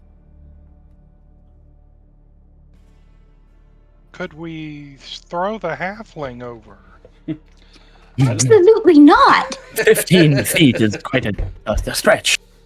Well, we'd tie a rope to you at least. The halfling would not be amenable to that. Although, if there is treasure, and there you have a rope attached to me. There will certainly be treasure. That's a good point, though. Is there maybe somebody's got a rope and a grappling hook? Is there something we could maybe latch it onto and just swing across? Yeah, so Oh, or like a lasso. yeah, you could the front of the gate. There's like a little parapet up there. You could probably, if you could get that to stay, you could probably swing that across, or someone could hold it, and you could throw it into the gate if you can catch the lip of the gate, and someone could either tightrope walk across that rope, or shimmy across with hands and feet. So is the drawbridge like an actual bridge? Well, if there was one here, it has since rotted, but this is where Okay. it would be. I see. Okay. There's still the some rusted chains hanging down on either side of this entrance over here, but the actual wood has long since rotted away, been taken away, burned. You don't know. Over the last 100 years, it has not survived. Okay, it's completely gone. Yep. But you do have some rotted logs, and you could go and take down a few of the smaller trees that are near the river that you followed and build some sort of bridge that you think would get you across if you trust in Roderick's crafting skills. Or this idea of the rope and the grappling hook and swing across, absolutely. Or throwing the halfling across. Maybe that I think one's Vasca not would effective. vote for Roderick crafting something. Yes, well, while I am fashioning a bridge, perhaps we could still throw the halfling across and they could scout first. It's 15 feet. I wouldn't recommend it. Vasca just sighs. Yeah, if you miss, Voska's going in the moat. I would avoid it at all costs. That bard, when he said that, his eyes were just twinkling. I know it. It's not that safe. Yes, well, perhaps you're right. What could be in a moat that's bad? Anything. It could be a curse. It could be magic. It could be an alligator. I don't know if that's even a thing in this system. I'm sure there are, sure. Some kind of reptile. It could be anything. We don't know. I mean, these lands have been obscured for centuries. A whale, Oh. maybe. Tentacled monster. I should mention, Rust Brothers, for whatever reason, I don't know it, but they can travel the mist, so they were able to move around this whole time. Useful for you to know, perhaps, as to why they're so unified and powerful, and why I fear them. There's something going on there. They're obviously servants of Zygofer. Yeah, the mist killed anybody that wandered away from home. But the Rust Brothers, they seem to be okay. They could travel and spread the word, and the mist did not affect them. Okay. Roderick, you lash a few logs together, drive a few spikes in to keep them bound. You and Nerdrum and Orvin get it into position. Maybe you tip it up on its end and then lower it down, and it drops with a clatter, bounces a few times, but then lays still, covering across that moat. Now it's not really wide. It's maybe about 3 feet wide, so it's not like, walking on a balance beam, but you probably want to go one at a time. Plus, with the state of this rotting wood, you probably don't want to put too much weight on there all at once. Who Yes, goes I better first? stay on this end and hold the bridge steady. That way it won't rock when anyone goes across it. Who's the first across? Yeah, I guess, I forgot my own name. It's Orvin. Because his name's actually Eilir, and now I'm like mixed up.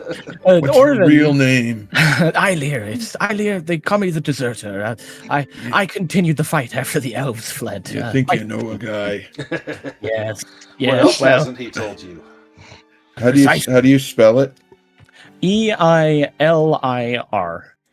Do you want me to change Orvin's token? Oh, you already did. Okay, perfect. I actually already did, yeah. And you can still call him Orvin because he's scared of the Red Runner elves. That they will, well, I don't know that they're hunting me, but elves, I am not like most of my kind. They are happy to just sit in a tree for centuries waiting for the human problems to go away. So they're not happy with me for not fleeing with them. We'd left for the orcs to die. Most shameful.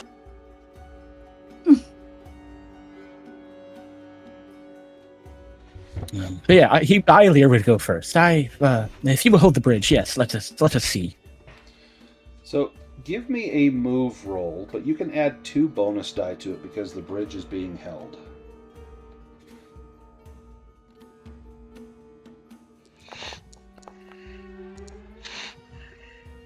Yeah, no problem. You get across relatively easily. The bridge, there's a few little creaks, and you hear the wood straining under your weight, and it does sag a little in the middle, like this is rotted wood, but you manage to get across. And from there, you see that it is indeed blood that's over here. It's soaked into the dirt. You can see some scuff marks where it looked like someone maybe tried to pull themselves up on this side. Maybe they tried to jump and they got injured and pulled themselves up. You're not sure. You don't see any sign of how they may have gotten across here. Yeah, okay. Eilir would draw his sword and say, "The bridge is safe, but the other side is not. There was a skirmish here. Seems like they came out of the lake." Voska will volunteer to go second. Voska, as you go, give me a scouting roll as you look down into the water as you go across. You had a question, what could be in here? And as you're crossing, I'm going to say maybe you glance down into the water. Absolutely. Yeah, you're pretty sure you see movement. It's like a fish, maybe like a big fish. You just see that little shadow kind of moving just under the surface of the water, and then there's a little eddy, a little swirl in the water. There's movement under the water. You couldn't really identify what it was, but you know that telltale sign of something just moved through there, and it looked large. There's something large in the water. Yes. Oh, excuse me, go on. Give me Roll that. a move. Yeah, give me that move roll with 2 bonus die. Awesome. That just confirms it. This fellow, or the blood here, looks like they were scrabbling out of the moat. It got Oh, them, dear. whatever it was. Oh, I will. Oh! Oh God, do I want If to you push that, you take 2 damage, and you might take Yeah. more. Yeah. I mean, I think I have to. Yeah, you I don't don't wanna want to fall go in- in the moat. Yeah. Oh, Nice. There you go. Good. And thankfully you didn't take any more damage. Yeah, when you see that swirl, maybe it's almost like you reflexively take a step back, but there is no room to take a step back on here, and you get precariously close to the edge, and you almost stagger just a moment, and then lean forward, and you feel that little twinge in your back, like, oh man, it's too early to be doing stuff like this, and you make it over to the other side, just kind of rubbing your low back. You just tweaked a muscle or something in your hip, and that's gonna nag you for the rest of the day. I think Voska ties a rope to something on this side and then tosses the other side over to maybe help others balance a little. So with this, you'll get an extra bonus die on the move roll, so 3 bonus die on the move roll. The problem's going to be when Roderick's not holding the bridge, but if someone else holds it, then he'll be okay. Who's the next one? Or we can hold it down from the other end too. Sorry. Yeah, who's the Nerdrum will go. Nerdrum? Okay. Give me that move roll with 3 Do I bonus still get die. You get 3 3? bonus die, yeah. 2 for the bridge and 1 for the rope. Nice. Ooh. Do you Whoa. push it? Yeah. Or you can always activate your pride. Oh, there we go. You got it. A little damage to your ability, Nice. but you Yeah. you managed to get across. And maybe as you step across, what happens is part of the bridge collapses under your weight, and your foot kind of breaks through a piece of one of the logs, and you skin the front of your shin, and now the bridge, the stable part is only 2 feet wide instead of 3 feet wide, as that log, your foot just went right through that rotted log. And you look back and just kind of shrug like, sorry. Yeah. Who's next? I think it's just Wendelin now. Wendelin, and you'll only get 1 bonus die for the bridge plus 1 for the rope, so 2 bonus die on your move roll.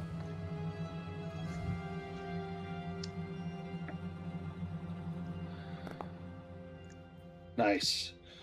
You spryly get across. It's not because of your agility, but it's because of your training and being sure-footed and moving, and don't look down, just go, and you go and get across. And now, Roderick, you're not going to be able to hold the bridge. You've got the rope. You can't tie it to something on your side, but you could tie it to yourself so that if you fall, they've at least got the other end of the rope. And so Can you're going we to hold it from our side? Yes, you can hold it from. Ooh, Roderick. Now you can push this. You can also activate your pride. Ooh, you got it. A little damage to your ability. What happens is as you get across, the middle log breaks and the entire bridge begins to roll and crumble under your weight, and you have to leap to the other side. And you leap across and you land right where that big bloody spot is with all the scrape marks. You've got the rope tied to you, and the bridge falls into that nasty looking moat. Now, not a moment after that falls into the moat, there is a there's a sudden movement in the water, and you see a huge, dark black and gray tentacle fly up from the water with a sudden flash, and it's going to make an attack roll against Roderick.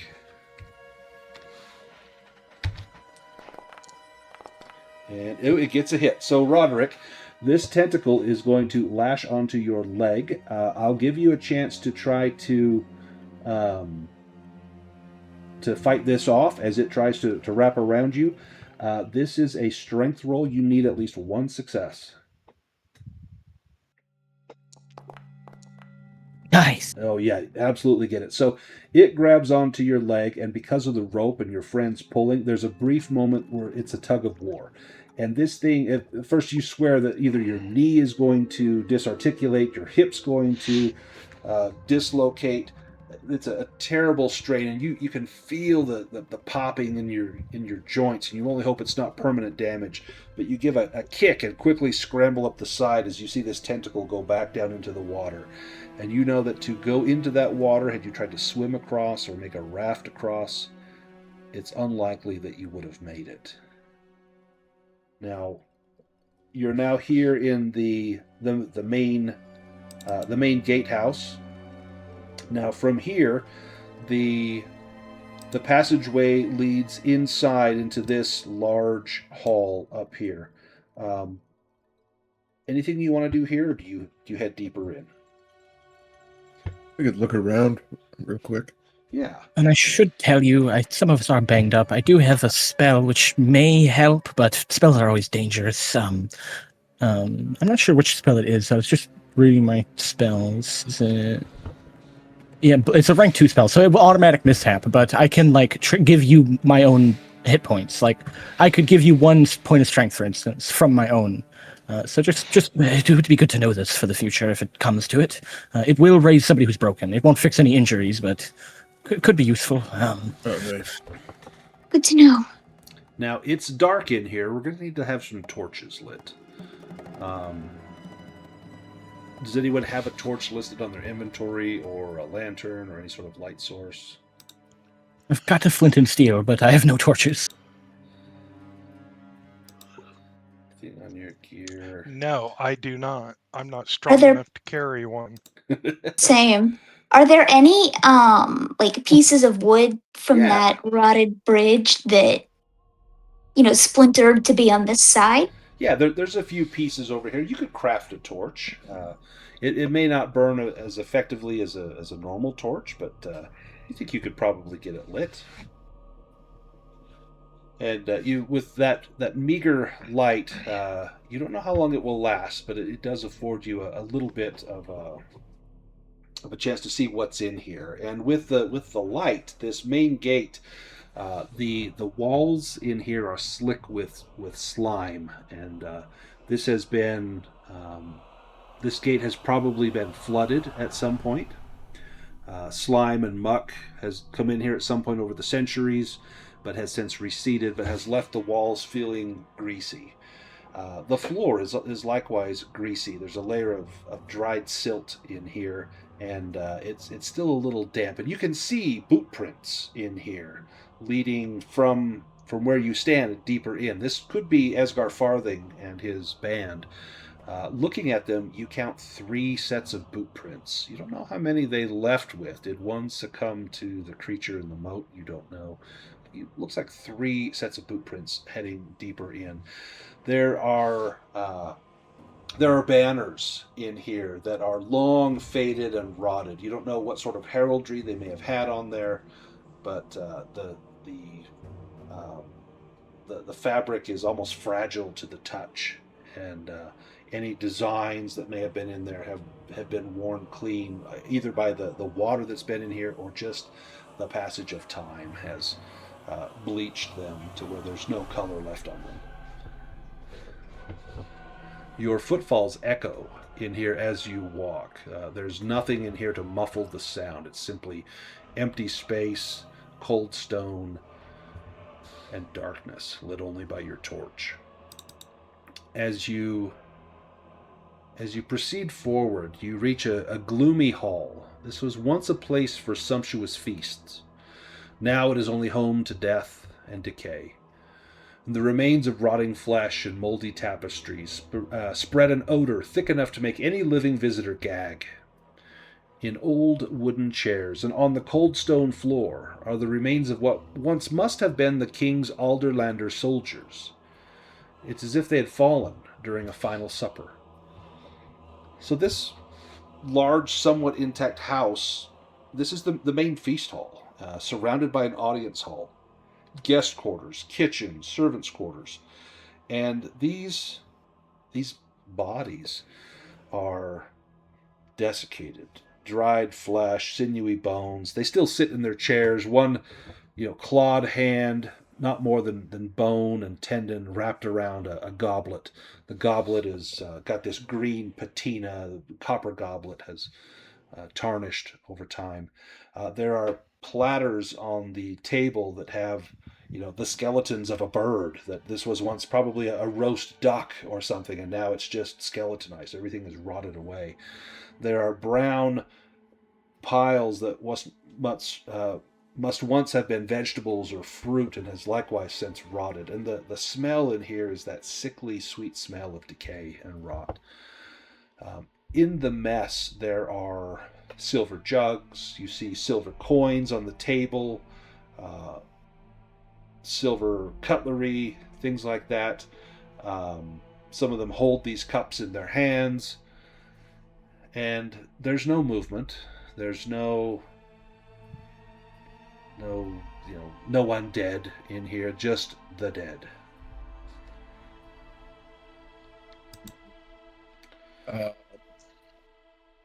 What could have happened to them? I wonder if they were poisoned.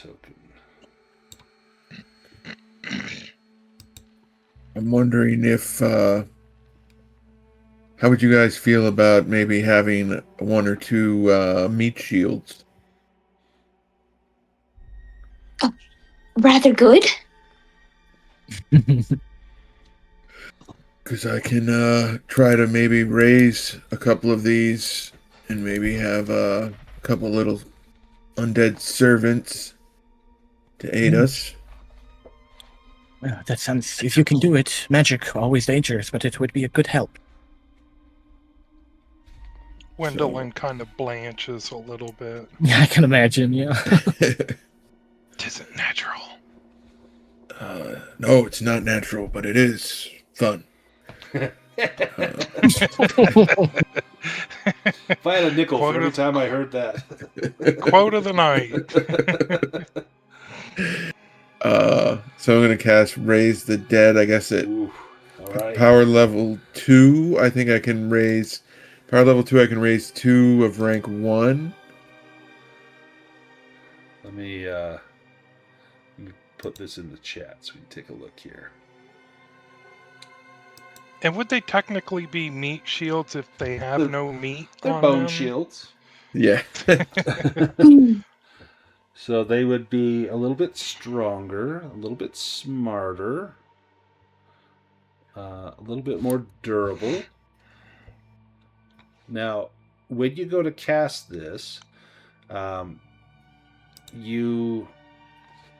automatically be power level 2 because you are a half elf. You can use your psychic power. You can choose to do safe, or to not pump any more willpower into it and just do the power level 2. Or you can pump more willpower. Or if you have an item belonging to the dead, and there's plenty of items in here, you could take like one of those cups. That would count as an ingredient. That would give you another dice roll. Yeah, I'll take one of the. That's what I was thinking of, taking one of the items that's just sitting right here. Yeah. So Gwendolyn steps away from him. And then, but then, can I still do it at safe, or what do I do? Yeah, if you want to do safe casting, you could do that. That will lower the number of dice that you use. In fact, you could Let's see. Let me see. If you do safe casting, yeah. So you can do safe casting. You'll only roll one die. It limits the amount of dice that you can potentially get a mishap for. But it will, because you have the psychic ability, it's still as though you are power level 2. So Right.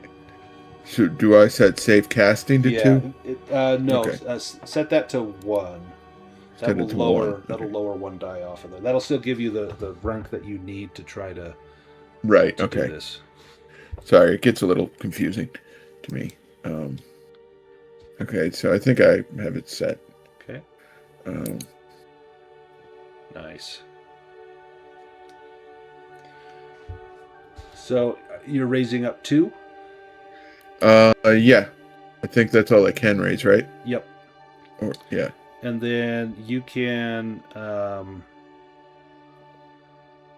Okay, and so 2, they've got strength score increased by 1. Perfect. Unless I keep casting it, I guess I could raise more if you guys want more. No. I think we're good for now. Yes, they will serve the purpose of damage. Well, you took a good risk, but well done, indeed. It will be helpful. We do what we must. Yeah. It's good to have Thank a little you. protection. We'll have them go first in case there's any traps or anything. Just so I remember, I'm going to put these 2 skeleton tokens on the map here. So I remember we've got these 2. In fact, Okay, cool. let me grab our tokens as well, and I'll put them out here.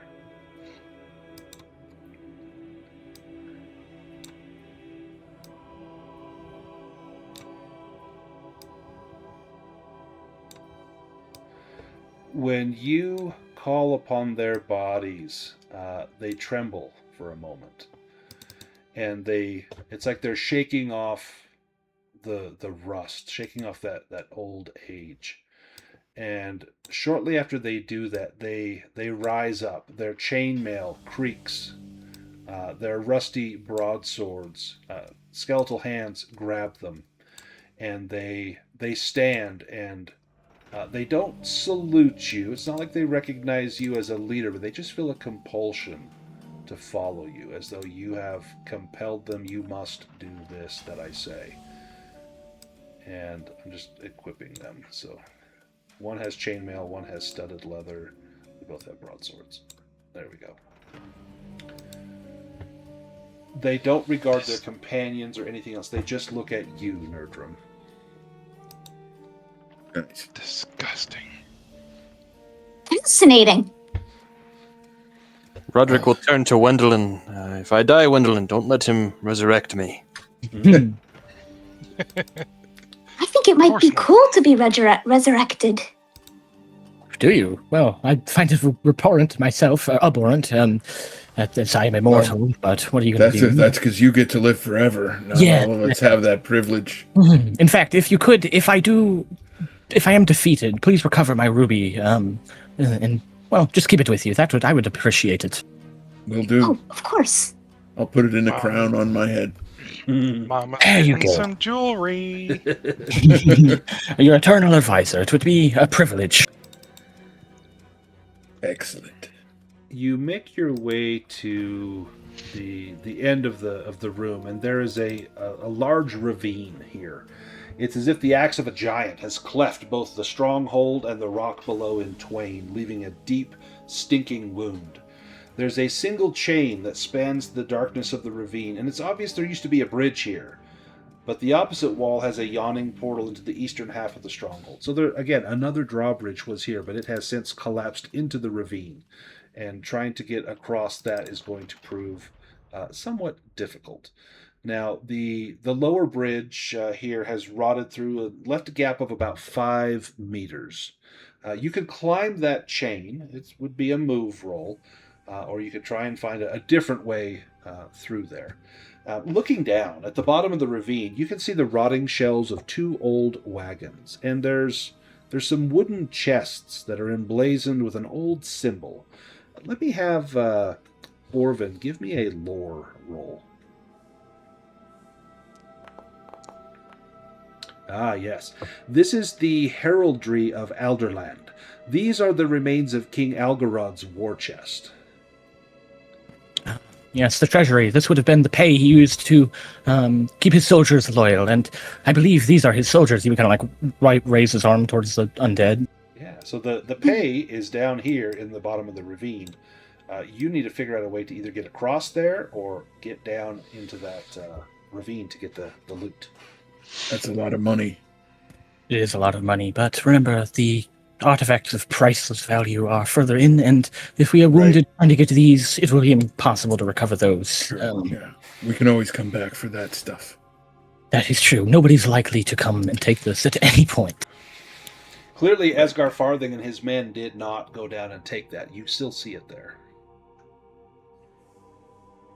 Do we see a blood trail from that blood spatter like that person continued on as one of the 3 footprints? No, in fact, it's sadly not there. So either he was bandaged up and was no longer bleeding right there on the other side of on your side of the moat where you crossed, or he was dragged down into the water, probably in half, judging by the amount of blood that you saw. Yeah, that would be my assumption. Okay. So you have about a 5-meter gap here you need to cross, about 15 feet. Similarly, not jumpable. No. There is a chain that goes across. It was probably one of the drawbridge chains, and you could climb across that and take a move roll to climb across, or you could try to fashion another way across. Well, I won't suggest it, but Vaska, maybe you're willing. If myself or Roderick do it, we would wound the other in the fall. It would be less than ideal. Well, that you true. should- Yes, but you would have access to the chest then. Or dead. What was that? I could, but my back hurts a bit. Oh, yes, this is true. You've already sacrificed much getting up to this point. Yeah, your What move about roll the would be last affected bridge? by that. The last bridge broke, but was there not wood in that feasting hall? Could we perhaps Yes, there was fashion a other huge bridge? banquet table. There were there were benches. There was the huge banquet table. The table's pretty large and heavy, but there was also benches that the knights were sat upon. I was going to say, what about the rope and the grappling hook idea that we did? Do we have a grappling hook, though? Somebody bought one, I think. Oh, yeah. I swear someone purchased a grappling hook. I think so. Maybe. I know I wanted to. But you weren't willing to kill an old lady and take all of her gold, so we couldn't. I'm not strong enough to carry one. Yeah, I think that was the Same. issue. Oh, that sucks, because I just got like 2.5 carry weight left. I think you probably could have done it. I wonder if someone bought one and they put it with the donkey. Is that yeah? So if I look at Betty the donkey, there's a 1 grappling hook, 10 meters of rope, a staff, a crystal ball, fine garments, and 7 cloaks. So that's where our grappling hook is. It stayed There we back go. at the hollows. Yeah, that's gone. Okay. Guess we got to latch together some tables and chairs. Oh, Betty. Yalwin's I'll probably take her. beating Betty with a stick right now. Oh, She's the escape donkey. As you the benches, they're wide enough you could actually just lay one down and slide it across, and it'll cover the gap. You could put 2 such benches like that, and these have not been weathered. They've not been out in the weather to rot. It's old wood. It may be less strong than fresh wood, but it looks pretty sturdy. It's not warped or anything. It doesn't break under your touch. I'm going to say the first person across needs to make a move roll as you're testing the weight. Who has the highest? Do I still have the highest move? Probably. I've got a 5, and I'm at full health right now. Okay, I have a 3, so. Yeah, I have a 3 now because I got hurt Yeah, your agility got hurt. Roderick, if you help me with these tables, I will move across. Maybe tie the rope to me, if we could. Yes, I will tie the rope on. I can hold the bench as well, if that helps steady it. It won't hurt, certainly.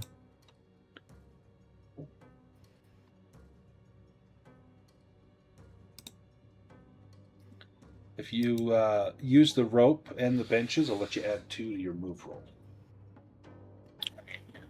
Orvin will do it. Ooh, you got it. The benches, they do sag under your weight. And when you get to the middle, you worry for a moment that they're going to bow enough that they'll just slip right down. But you keep your pace as light as possible and as steady as possible. And despite the the bouncing, you manage to get across to the other side.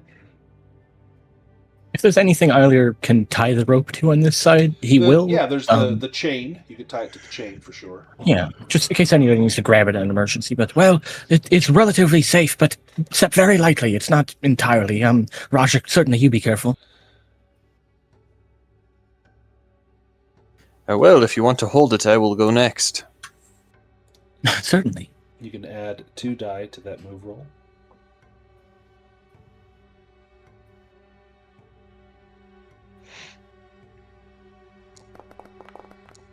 You got it.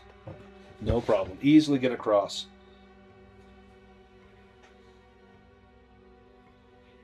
Now who goes? Gwendolyn will go.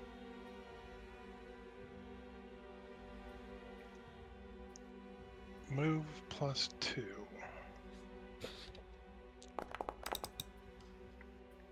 Got it.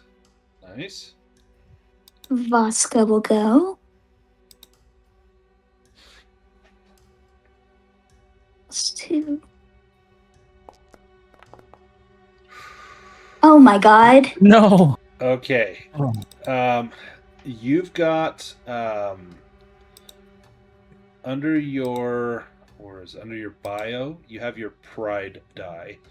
You can roll your pride die at any point. This actually will get you an experience point if you activate your pride. Yours doesn't necessarily fit with this, but if you can come up with a way that what your pride says fits with this, I'll let you use it. And you roll like a d12, and it's got way more chances of success. And you can use it. If you fail, then you end up losing your pride for a full session. The whole next session, you can't use your pride. But once per game session, you can use your pride when you have a failed skill roll. So you just roll that pride and you add it to the result of your roll. And if you get a success, you can activate this no matter whether you've pushed the roll or not. So you can do it before you push, just so you don't take the damage. But you can't push the roll after you use your pride. And if you fail, despite using it, you lose your pride for an entire game session, which would be the rest of this one plus the next one. But it will get you an experience point if you can pass with it. I think I'm going to try to use my pride, because if I push this and get even one more skull, I'm out. Yeah, you'll be broken. So your pride is that you are one with the shadows. And so I think that implies you are sneaky and you're light-footed and you want to cross unseen and unheard, so you move as lightly as possible. So click on your pride. It might be the word, or if there's a dice, and you got it. You got 2 successes. Oh my god! Pride. So you managed to get across as you're like, I got this. I can do this. In fact, you recall, you have a quick flashback to something in your earlier life, maybe a situation like this. Maybe just give us a couple, 30 seconds of what was that moment for Voska, the first time maybe you had to cross a tall height or something like this. What replays in your mind? Voska was probably stealing something and got caught and had to flee across the rooftops. Ooh. And swing on a rope that she sort of threw across to get to the next roof and jump across to escape her pursuers. And you probably recall looking down, just seeing your broken body on the ground, like, oh, this is what's going to happen to me. And you vowed never again. Never again. Nice. And so you all see Vaska just as elegant and as light as though she was walking on clouds. She goes across this gap, knowing that this is important and that she cannot fail this. And Vaska, you get across. Awesome. We've got Nerdrum and Roderick. Or no, Roderick just already across. just Nerdrum. And your Yeah. skeletons will go with you. Do you send them first, or do you command them to follow after? They can come after me. But I was wondering if I could lay down on the plank sort of to spread my weight around, or so Yeah. I'm not like standing up and easily lose my balance or something. Yeah, or... you can add an extra bonus die something. for that. Don't look down, Nerdrum. It helps. Or do look down. That helped me. And Nerdrum, you get across. Now, I'm going to roll for your skeletons. They have a move score. I'm going to give Oh, them God. 2 Come on, bonus guys. die.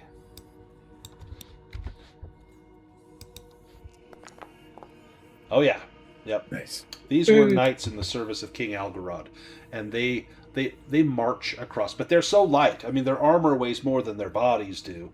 They're so light you don't even see the planks, the benches bending at all as they manage to get across. And you make it to the other side, and at this point you realize that 2 of your torches have burned out. You still have 3 torches lit, but you have a little less light than you had before. It might be worth it to do one torch at a time or something, Just so they that we don't last. run out completely. Yeah. Yes, well said. Who carries the first torch? I think either might. He has a spell where a torch is an ingredient, so you never know. He would definitely volunteer. Nerdrum can carry one because he doesn't, use. Well, no, I was going to say Nerdrum does use a bow. Actually, never mind. So Orvin, do you want to take the torch? Yeah, we'll take the first one. Okay. Perhaps Nerdrum takes the second. Yeah. Well, does anybody have a spare dagger? No, I've only got my short sword. Sorry. Dagger, no. Or just a spare weapon in general? I have a staff. Well, I never. have staff, That's okay. I staff, think. and a bow. I mean, it's all melee, right? Like every weapon is a melee roll, isn't it? Mm-hmm. I think so. I only asked because I got ambidextrous and then just realized I didn't have a second weapon. Yeah, you could use 2 weapons. You could take one from the skeletons. Oh, yes. They've got rusty swords. Yeah, What do they have? she will take one then. Their gear. Rusty broadsword. You would have found a whole bunch in the other room. Let me. It's true. Broadswords. Maybe Tyler would have taken one if there's plenty of them. Yeah, there would have been, probably a dozen of them in there. They're very rusty. Let me see if I can drag this onto your sheet, Vaska. Probably going to make me overweight, but Nope, I'll figure that puts out. you right at it. And then, Okay. Orvin, you want one as well? Yeah, he's only got a short sword. I think a broadsword is slightly better. I'm not entirely sure. It's been a while, but I'll drag one onto your as well. There was also some studded leather in there. There were closed helms. There were chainmail. oh, my studded leather is damaged. Do you want to swap Sure. it out for a? It would be an old suit of leather, but undamaged. Yeah, probably. It's better than the damaged new suit that he has. I'll just repair. Is there a your downside suit. To to chainmail? helms? That's my. Oh, I think there is. Yeah. Though closed helm is not as bad as or open helm. Wait, Yeah, closed open helm. helms are better. Closed helm is, what does that give you? It is. No, I don't think so. Oh, yeah, it's just slightly better than an open helm. Yeah. Only by 1 armor rating, but no banes. What about chainmail? Does it have a bane? Let me look at chainmail. Chainmail, in fact, I'll drop it in here.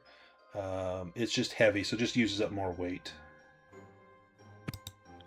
I only ask because I don't have any help, I don't think. Yeah, at least a helmet helps. Armor is so good in this system. It breaks pretty easy, but it'll save If you. chainmail is just heavier, Roderick would have grabbed a suit of chainmail and replaced that for studded leather. Oh no, I do have a helmet. Never mind. I just put one on there for you. Oh. Let me- Now I'm overweight though.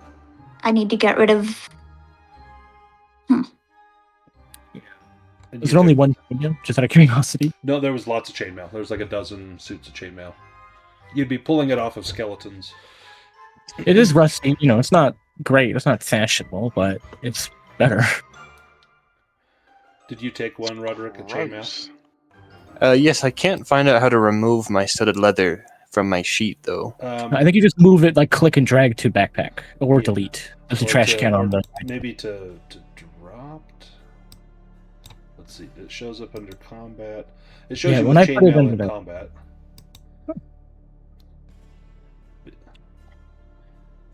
I actually don't think I can have a helmet.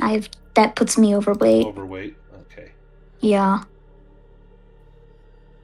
Yep. You'd have Yeah, to. that seems to ditch work your if I move it to dropped. It seems to fix the weight. I go from at 9 down a weight, so that seems to work. Okay. And then for ambidextrous, do I have to be using the broadsword as my main weapon now? And the Yeah. So Dagger you would is have my- probably your sword in your primary weapon, and then your dagger in your other hand. is there a downside to the sword versus my dagger? The dagger. It would have to be the dagger in your other hand because it has to be a light weapon. But I mean, as the main weapon. Oh yeah, the sword will do better. It does more damage as a main weapon. So your Oh, that's sword, good then. Yeah, much better. So your sword, you get more dice when you roll with it, and it does 2 damage on a hit, and you'll roll an extra 2 dice as your gear dice. A dagger does 1 damage on a hit, and you only get 1 gear dice. So it's better. The sword's better. Oh, awesome. Okay. We can Nerjum wear chainmail? Yeah, there's no Yeah, restriction. yeah. If you think of like magic, you can still use Yeah, magic. No restrictions. Yeah, I'm used to Dragonbane. Yeah, this is one of my favorite games things where about they this system. restrict Sword and magic. chainmail it's with so that. fun. So if I got rid of the studded leather, I went ahead and added chainmail and I think you.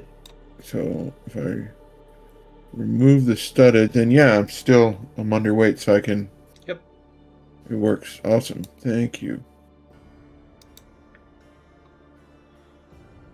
Nice. now up ahead. You smell a stench of rot and sharp elixirs that exudes from whatever this hall is in front of you. As you step in, this chamber was grand once, and the remains of silk and old portraits that haven't been torn down still hang on the walls. But now the room is filled with cauldrons, pools, broken pottery, dissection tables, and other items and things. Everything is covered with dust, but to your horror, you realize the body parts of animals and humans have been nailed to the walls, and they seem to have been alive up until recently, and something is moving in the debris. You also hear a raspy voice saying, "Get out! Get out!" And in the corner, you see a human with his left arm severed just below the elbow in a pool of blood, his face spattered with blood, one of his eyes having been torn out, and he's pointing over at this pile of refuse, of broken pottery, shouting, "Get out! Get out!" Oh, God. I mean, obviously he's lost a lot of blood. This could be Do I Vesgar- recognize anything in here? the this looks like a laboratory, some place for experimentation. As you are looking, you don't see anything that might be tied to the sorts of magic that you are familiar with. It's almost like an abomination, whatever is going on in here. But as you look around, you see that pile of broken pottery, crates, things that are moving. You see what's causing it to move, and it is a strange creature, an amalgam of various creatures that have been surgically or magically put back together. And I'm going to drag it up here into the sky, and it whirls around and sees all of you and immediately goes on to the attack. I am going to Skeletons, defend me. take us to combat. Let me just shuffle the deck. If you guys want to draw an initiative card.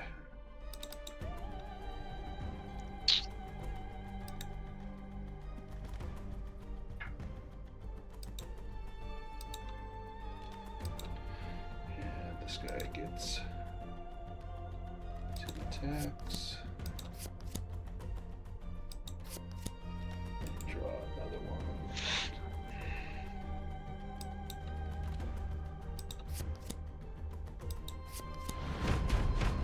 All right.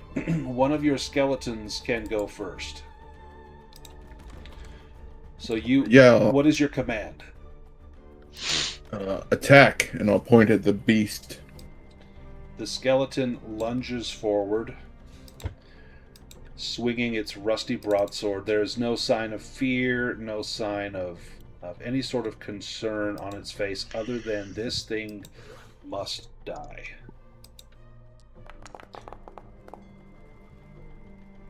Oh, he's good with that sword too. That's crazy. A lot of dice. He Apparently not, though. Can't hit anything with it, but it's really Yeah. his swing looks really impressive, and it falls short. It slashes into some of that broken pottery, some of that garbage that this weird scorpion beast is sifting through. Gwendolyn, you're up. I'm going to go ahead and fire with my bow before everybody jumps up in melee. Perfect.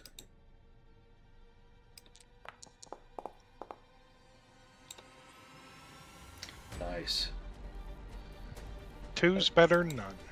It's going to roll its armor, and it knocks down one of those. So it will take 1's better than nothing. It'll take 1 point of damage. Nice.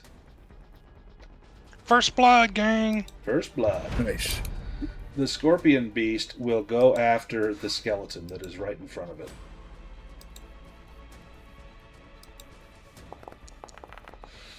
With a roar, the beast grabs the skeleton with its giant claw. It misses. The claw tries to lock onto the skeleton to shake it violently. But the skeleton, it's kind of like the old, is it the Voyage of Sinbad, where the claymation skeletons, they kind of dance side to side, a little bit of movement there. And it cannot quite latch onto it. But it is engaged with that skeleton. Nerdrum, you're up. Okay, I'm going to take a shot with my short bow. And using sharpshooter. Nice.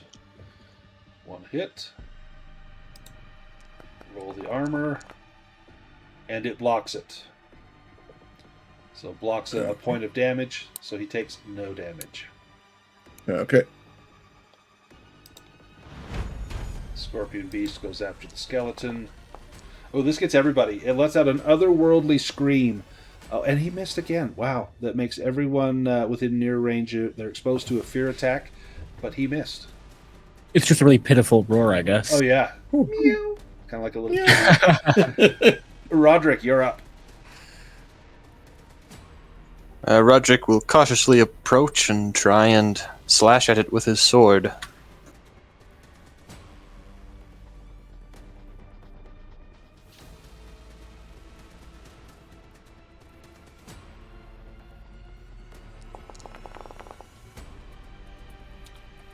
Nice. 2 hits for 3 damage. And then once I've done that, I'd like to spend a willpower to activate Path of the Blade to get past armor. Oh, excellent. Go ahead and spend that willpower. He will take 3 damage. Excellent. Vaska. All right. I think Vaska is going to go right up to it and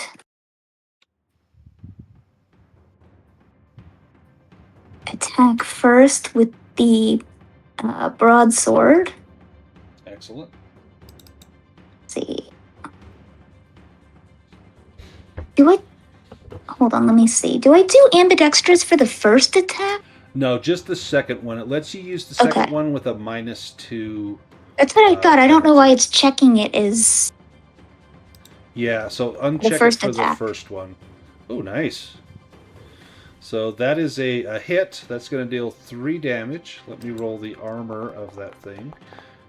And it blocks 1 point, so he takes 2 points of damage from that first blow. And then you can do your All right. second attack, but with a -2. So I think if it checks the ambidextrous. Yes. Yeah. Do you push that? I do not. Okay. Good hit, though. All right, that's Vaska. And the other skeleton. What do you command it to do, Nerdrum? Also attack and point at the beast. Nice. Maybe have him flank him. It charges. Oh, is flanking a thing in this game? I don't think it is. No, I just said that for flavor. Flavor, yeah. Okay.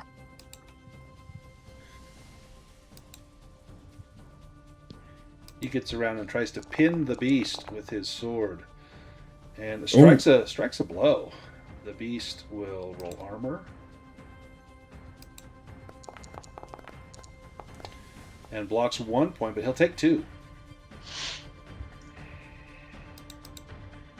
And Orvin. Hail, friends, let us be rid of this abomination.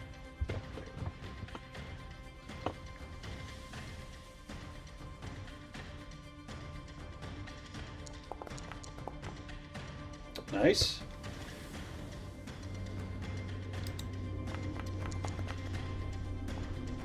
Blocks none of it. Takes 3. Awesome. Nice. He's taken, 11 damage, and he's still going. We go to the next round. Skeleton is up. Attack. He will Skelly. attack.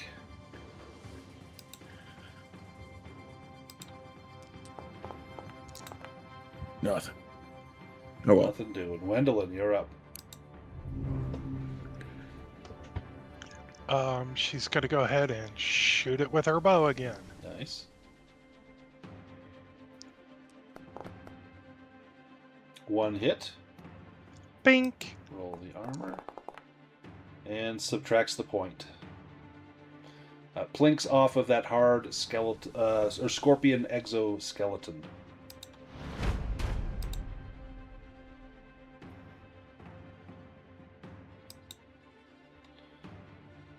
Oh, why did it not roll that one? There we go. Ooh, okay, so this lets out a tail sweep against everyone within arm's length. That is going to be Roderick, Vaska, the 2 skeletons, and Orvin. All of you are get 2 hits. You'll also be stuck to the ground. So you've got armor, but you have a fast action and a slow action. Your slow action has been to attack. You can also, with your bow, you can aim. With your sword, you can swing it harder. Or you can use this to try to parry. Or we can do hard to catch. So you can try to avoid being hit by that, or defender. Yep, excellent. So if any of you want to try that evade or that or the to parry, so Vaska, you can spend. He got 2 successful attacks. You can spend 2 willpower to avoid both of those. Awesome. Will do. Do I still get knocked down then? No, you do not. You didn't take any damage from it. And then Eiler, you managed to parry that. So with a parry, every success removes a success from the attack. With armor, it's 1 point of damage. With a parry, it removes a 6. And so you managed to parry all of that. What about Roderick? Nice. Roderick parries.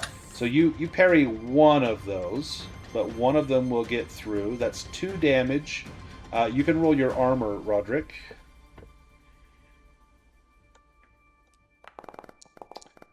Nice. And you blocked them both, so no damage got through. You didn't roll any skulls, so your armor is proof against that. Now the skeletons, that's another matter. You didn't tell them to defend themselves, merely to attack, and so they're going to take damage. And they're going to take 3 points of damage. I thought I could only give like one command, it's right? one command, yeah. That's actually going to break both skeletons. They have 3 points have of armor? strength. They do have armor. Let me roll their armor. It's still pretty hard to beat 3 points. Yeah. Yeah. Armor is not very consistent in this game. Usually it doesn't work, but it feels so good like just now when with Roderick. It's so easy to get it damaged. They do have closed helms, and they roll first one that removes 1 point, and the damage gets through, so his armor will take a point of damage, and then he will take 2 points to his strength. And the other skeleton, roll his armor as well.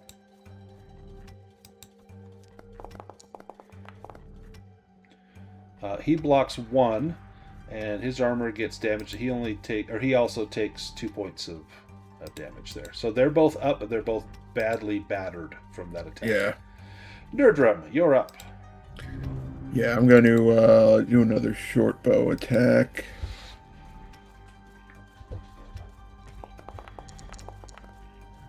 Nice. That's a hit. Let's roll armor.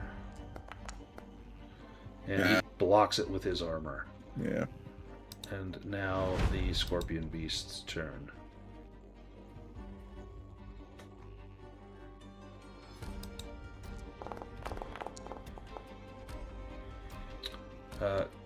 Chilling Roar, that misses. Okay, well that was easy. Roderick, you're up.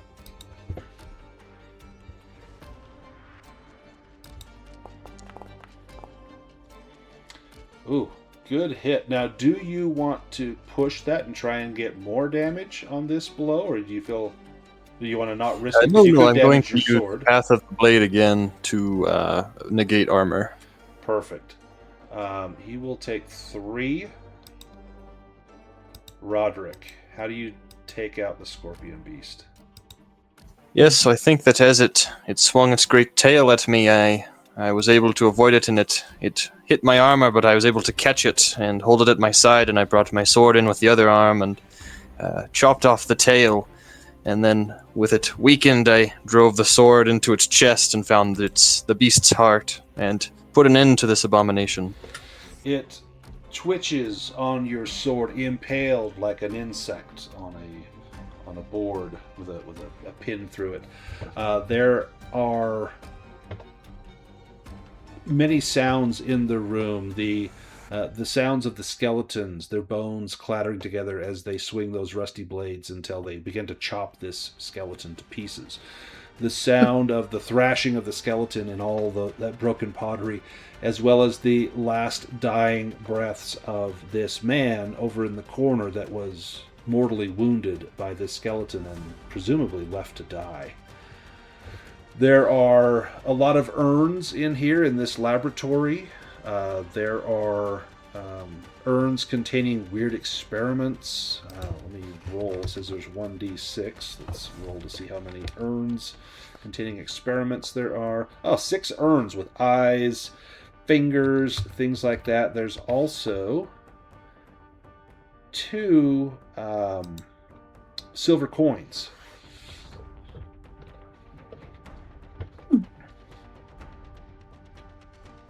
And these coins look different than normal coins. They have a picture engraved in them of looks like a boatman on a river. He is, using a staff to push himself across a river. This looks like we would call this like, maybe the river Styx and the boatman who would take the dead. You suspect that these coins were possibly placed over the eyes of someone who had died to pay their toll to the ferryman.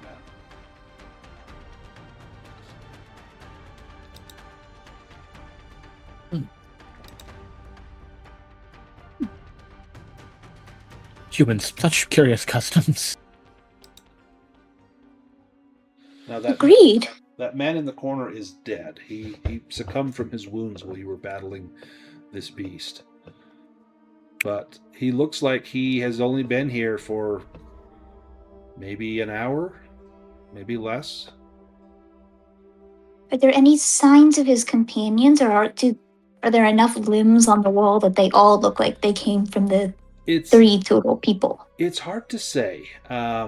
Many of the things on the wall look like they have, maybe been here for a couple of days or weeks. Some look really fresh. Could be one of his companions. Give me a roll for this. Let's do a healing roll to try and estimate the post-mortem on these body parts. You think this is Esgar Farthing? If so, I can speak with him. I would have suggested it if you didn't say so. I know you can do that. It may be prudent here. Yes, he will know much. One of the stipulations for that spell is that I must know the victim's name. Well, search his pockets. I doubt he has anything to identify him, but it can't hurt. But if this is Esgar, I could just try that name, and if it's him, it'll work. Yeah, let's do it. It'll hopefully work better than the last time you tried that. He looks proper dead. Don't fear. Yeah, we learned it doesn't work on the undead. Speak to the dead. Poor fellow. Recently died, ripped back to this mortal plane. Yeah.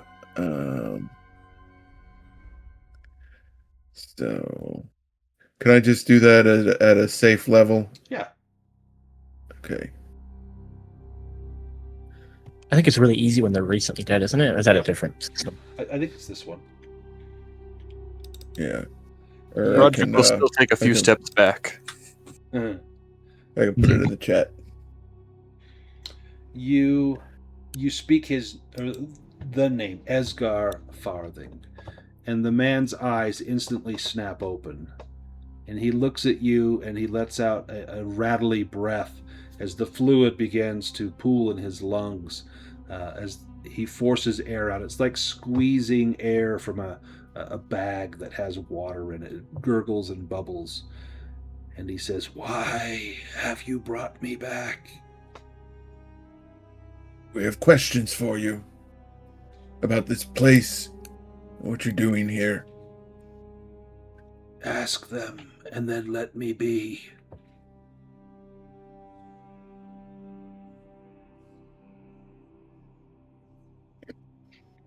What should I ask him?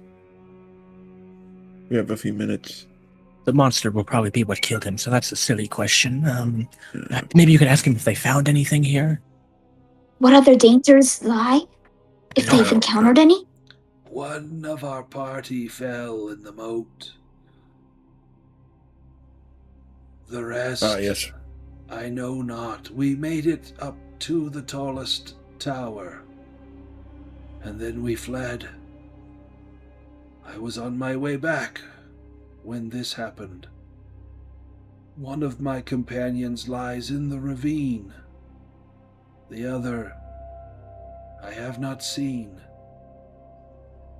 I fear we are all gone. They may still be alive. What was in the highest tower that you fled from? The doom of mankind.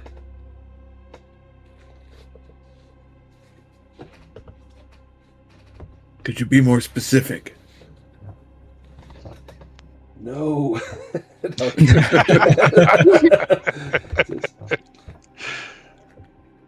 There is a king and his remains. And there is something there that is coveted by all who serve the demon. We were warned by the bard, but we did not listen. We came seeking rare goods, the war chest, the sword of the king. We dared not touch it. We were warned to avoid it. The painting, it speaks to your mind. If you would have your lives, turn and flee, lest you remain here, as I do, to serve the king. You found the sword? Yes, the sword lies in the tallest tower. What of the crown? I saw no crown, but the scepter of power was there as well. Beautiful. Really? Made of wood, with an eye of blood, worth a king's fortune. I tried to take it, and then I heard her voice, and we fled. From the painting? Yes. Do not entreat with the dead, for the dead will haunt you.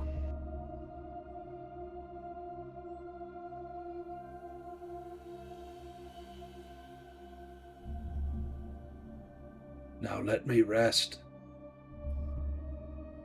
I am so tired.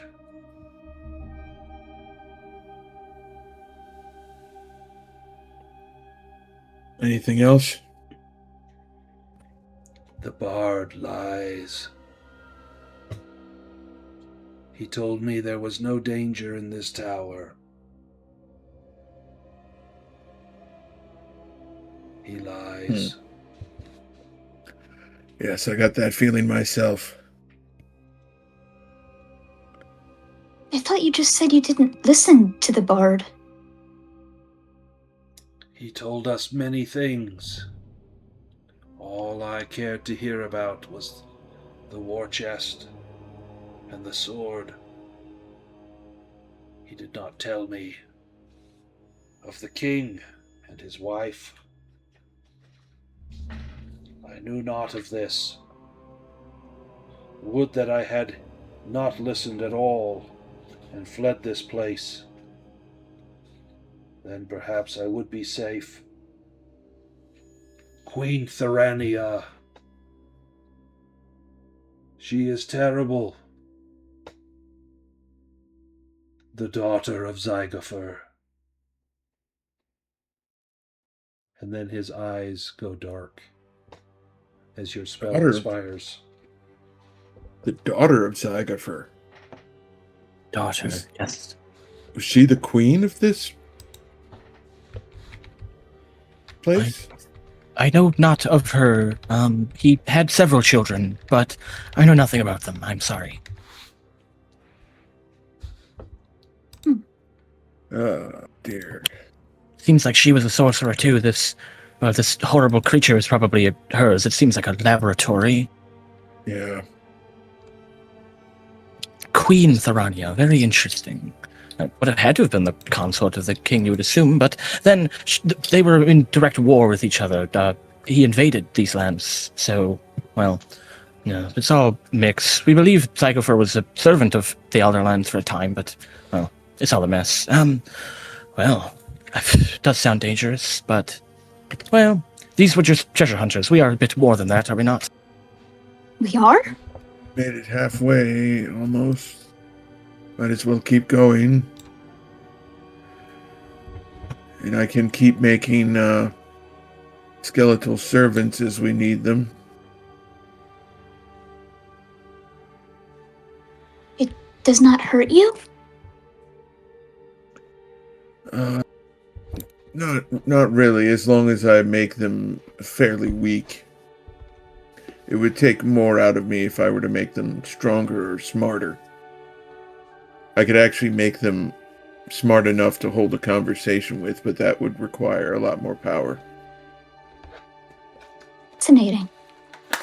Could you raise up this beast that it would fight for us? Ooh. Most magic doesn't work on monsters, does it say? Yeah, I don't think it I don't can think it raise does. monsters. It also didn't seem particularly effective, although perhaps it just failed. Yes, it seemed. Maybe it wasn't recently raised. This thing could have easily killed all of us if it had been slightly luckier, I imagine. That health on it, we struck it so many times. I suppose that is a good point. Yes, what I'm saying is we got lucky. But, well, I say we push on, but it will be deadly.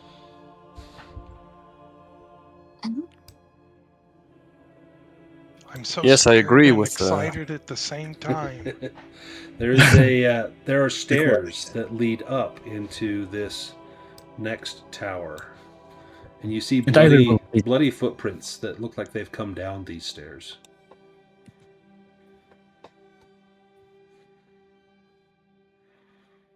Well, I agree with Orvin. We should continue on. There's definitely good to be found if we can overcome the dangers that lie ahead.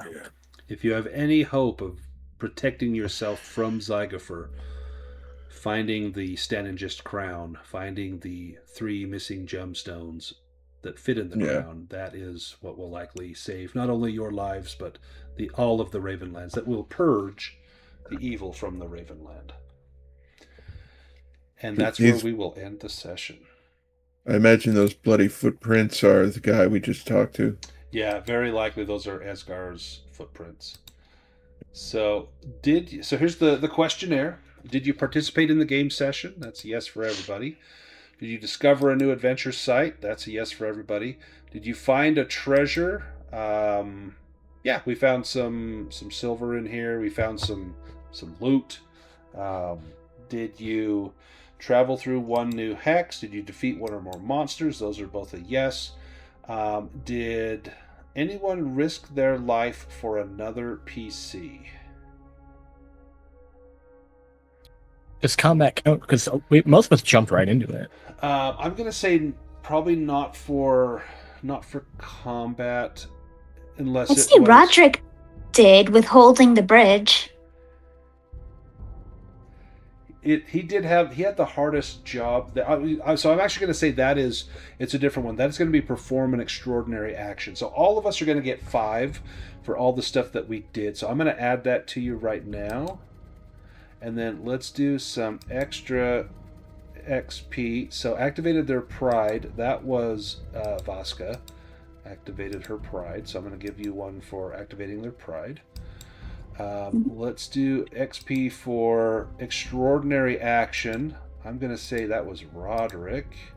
I'm also going to say that Nerdrum with calling up those 2 skeletons, that helped against the monster immensely. And then, did anyone suffer from their dark secret? Tyler definitely did. In fact, I might change it now. Yeah, so that is his dark secret. So you can absolutely change your dark secret. I will think about it over the break. Anyone else? Gwendolyn. Okay. She took something from Roderick. From Roderick. What about dark secret for Roderick, Nerdrum, or Vaska? Definitely not Vaska. Mm-mm. I'm not sure. I don't know if I really did this time. Let's take a look at yours. If you would have let us throw you over the moat, that would have been worth another one. Yeah, I'm going to say probably not for Nerdrum. I am going to say yes for Roderick, though, looking at his. So then I'll apply those as well. Perfect. So that's all the experience for the session.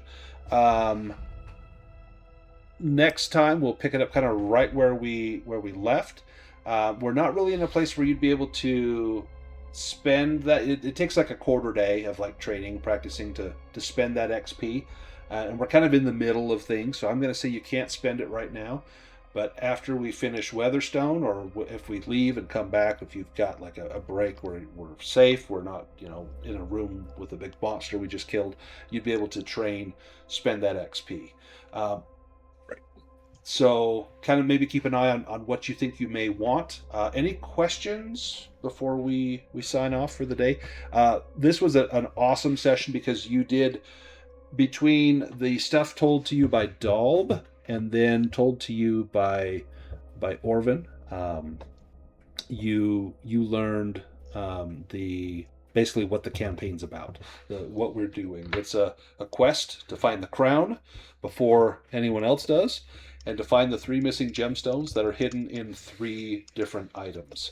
And if we can do that, then we can hopefully ally the people of the Ravenlands to overthrow Zygofer before he conquers them and subjects us all to his will.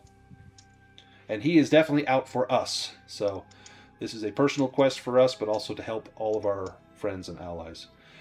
Any questions about the session, about the plot, or kind of what we're doing? Awesome. Nope. Excellent. Let me go ahead and I'll sign off, and next time we will finish Weatherstone.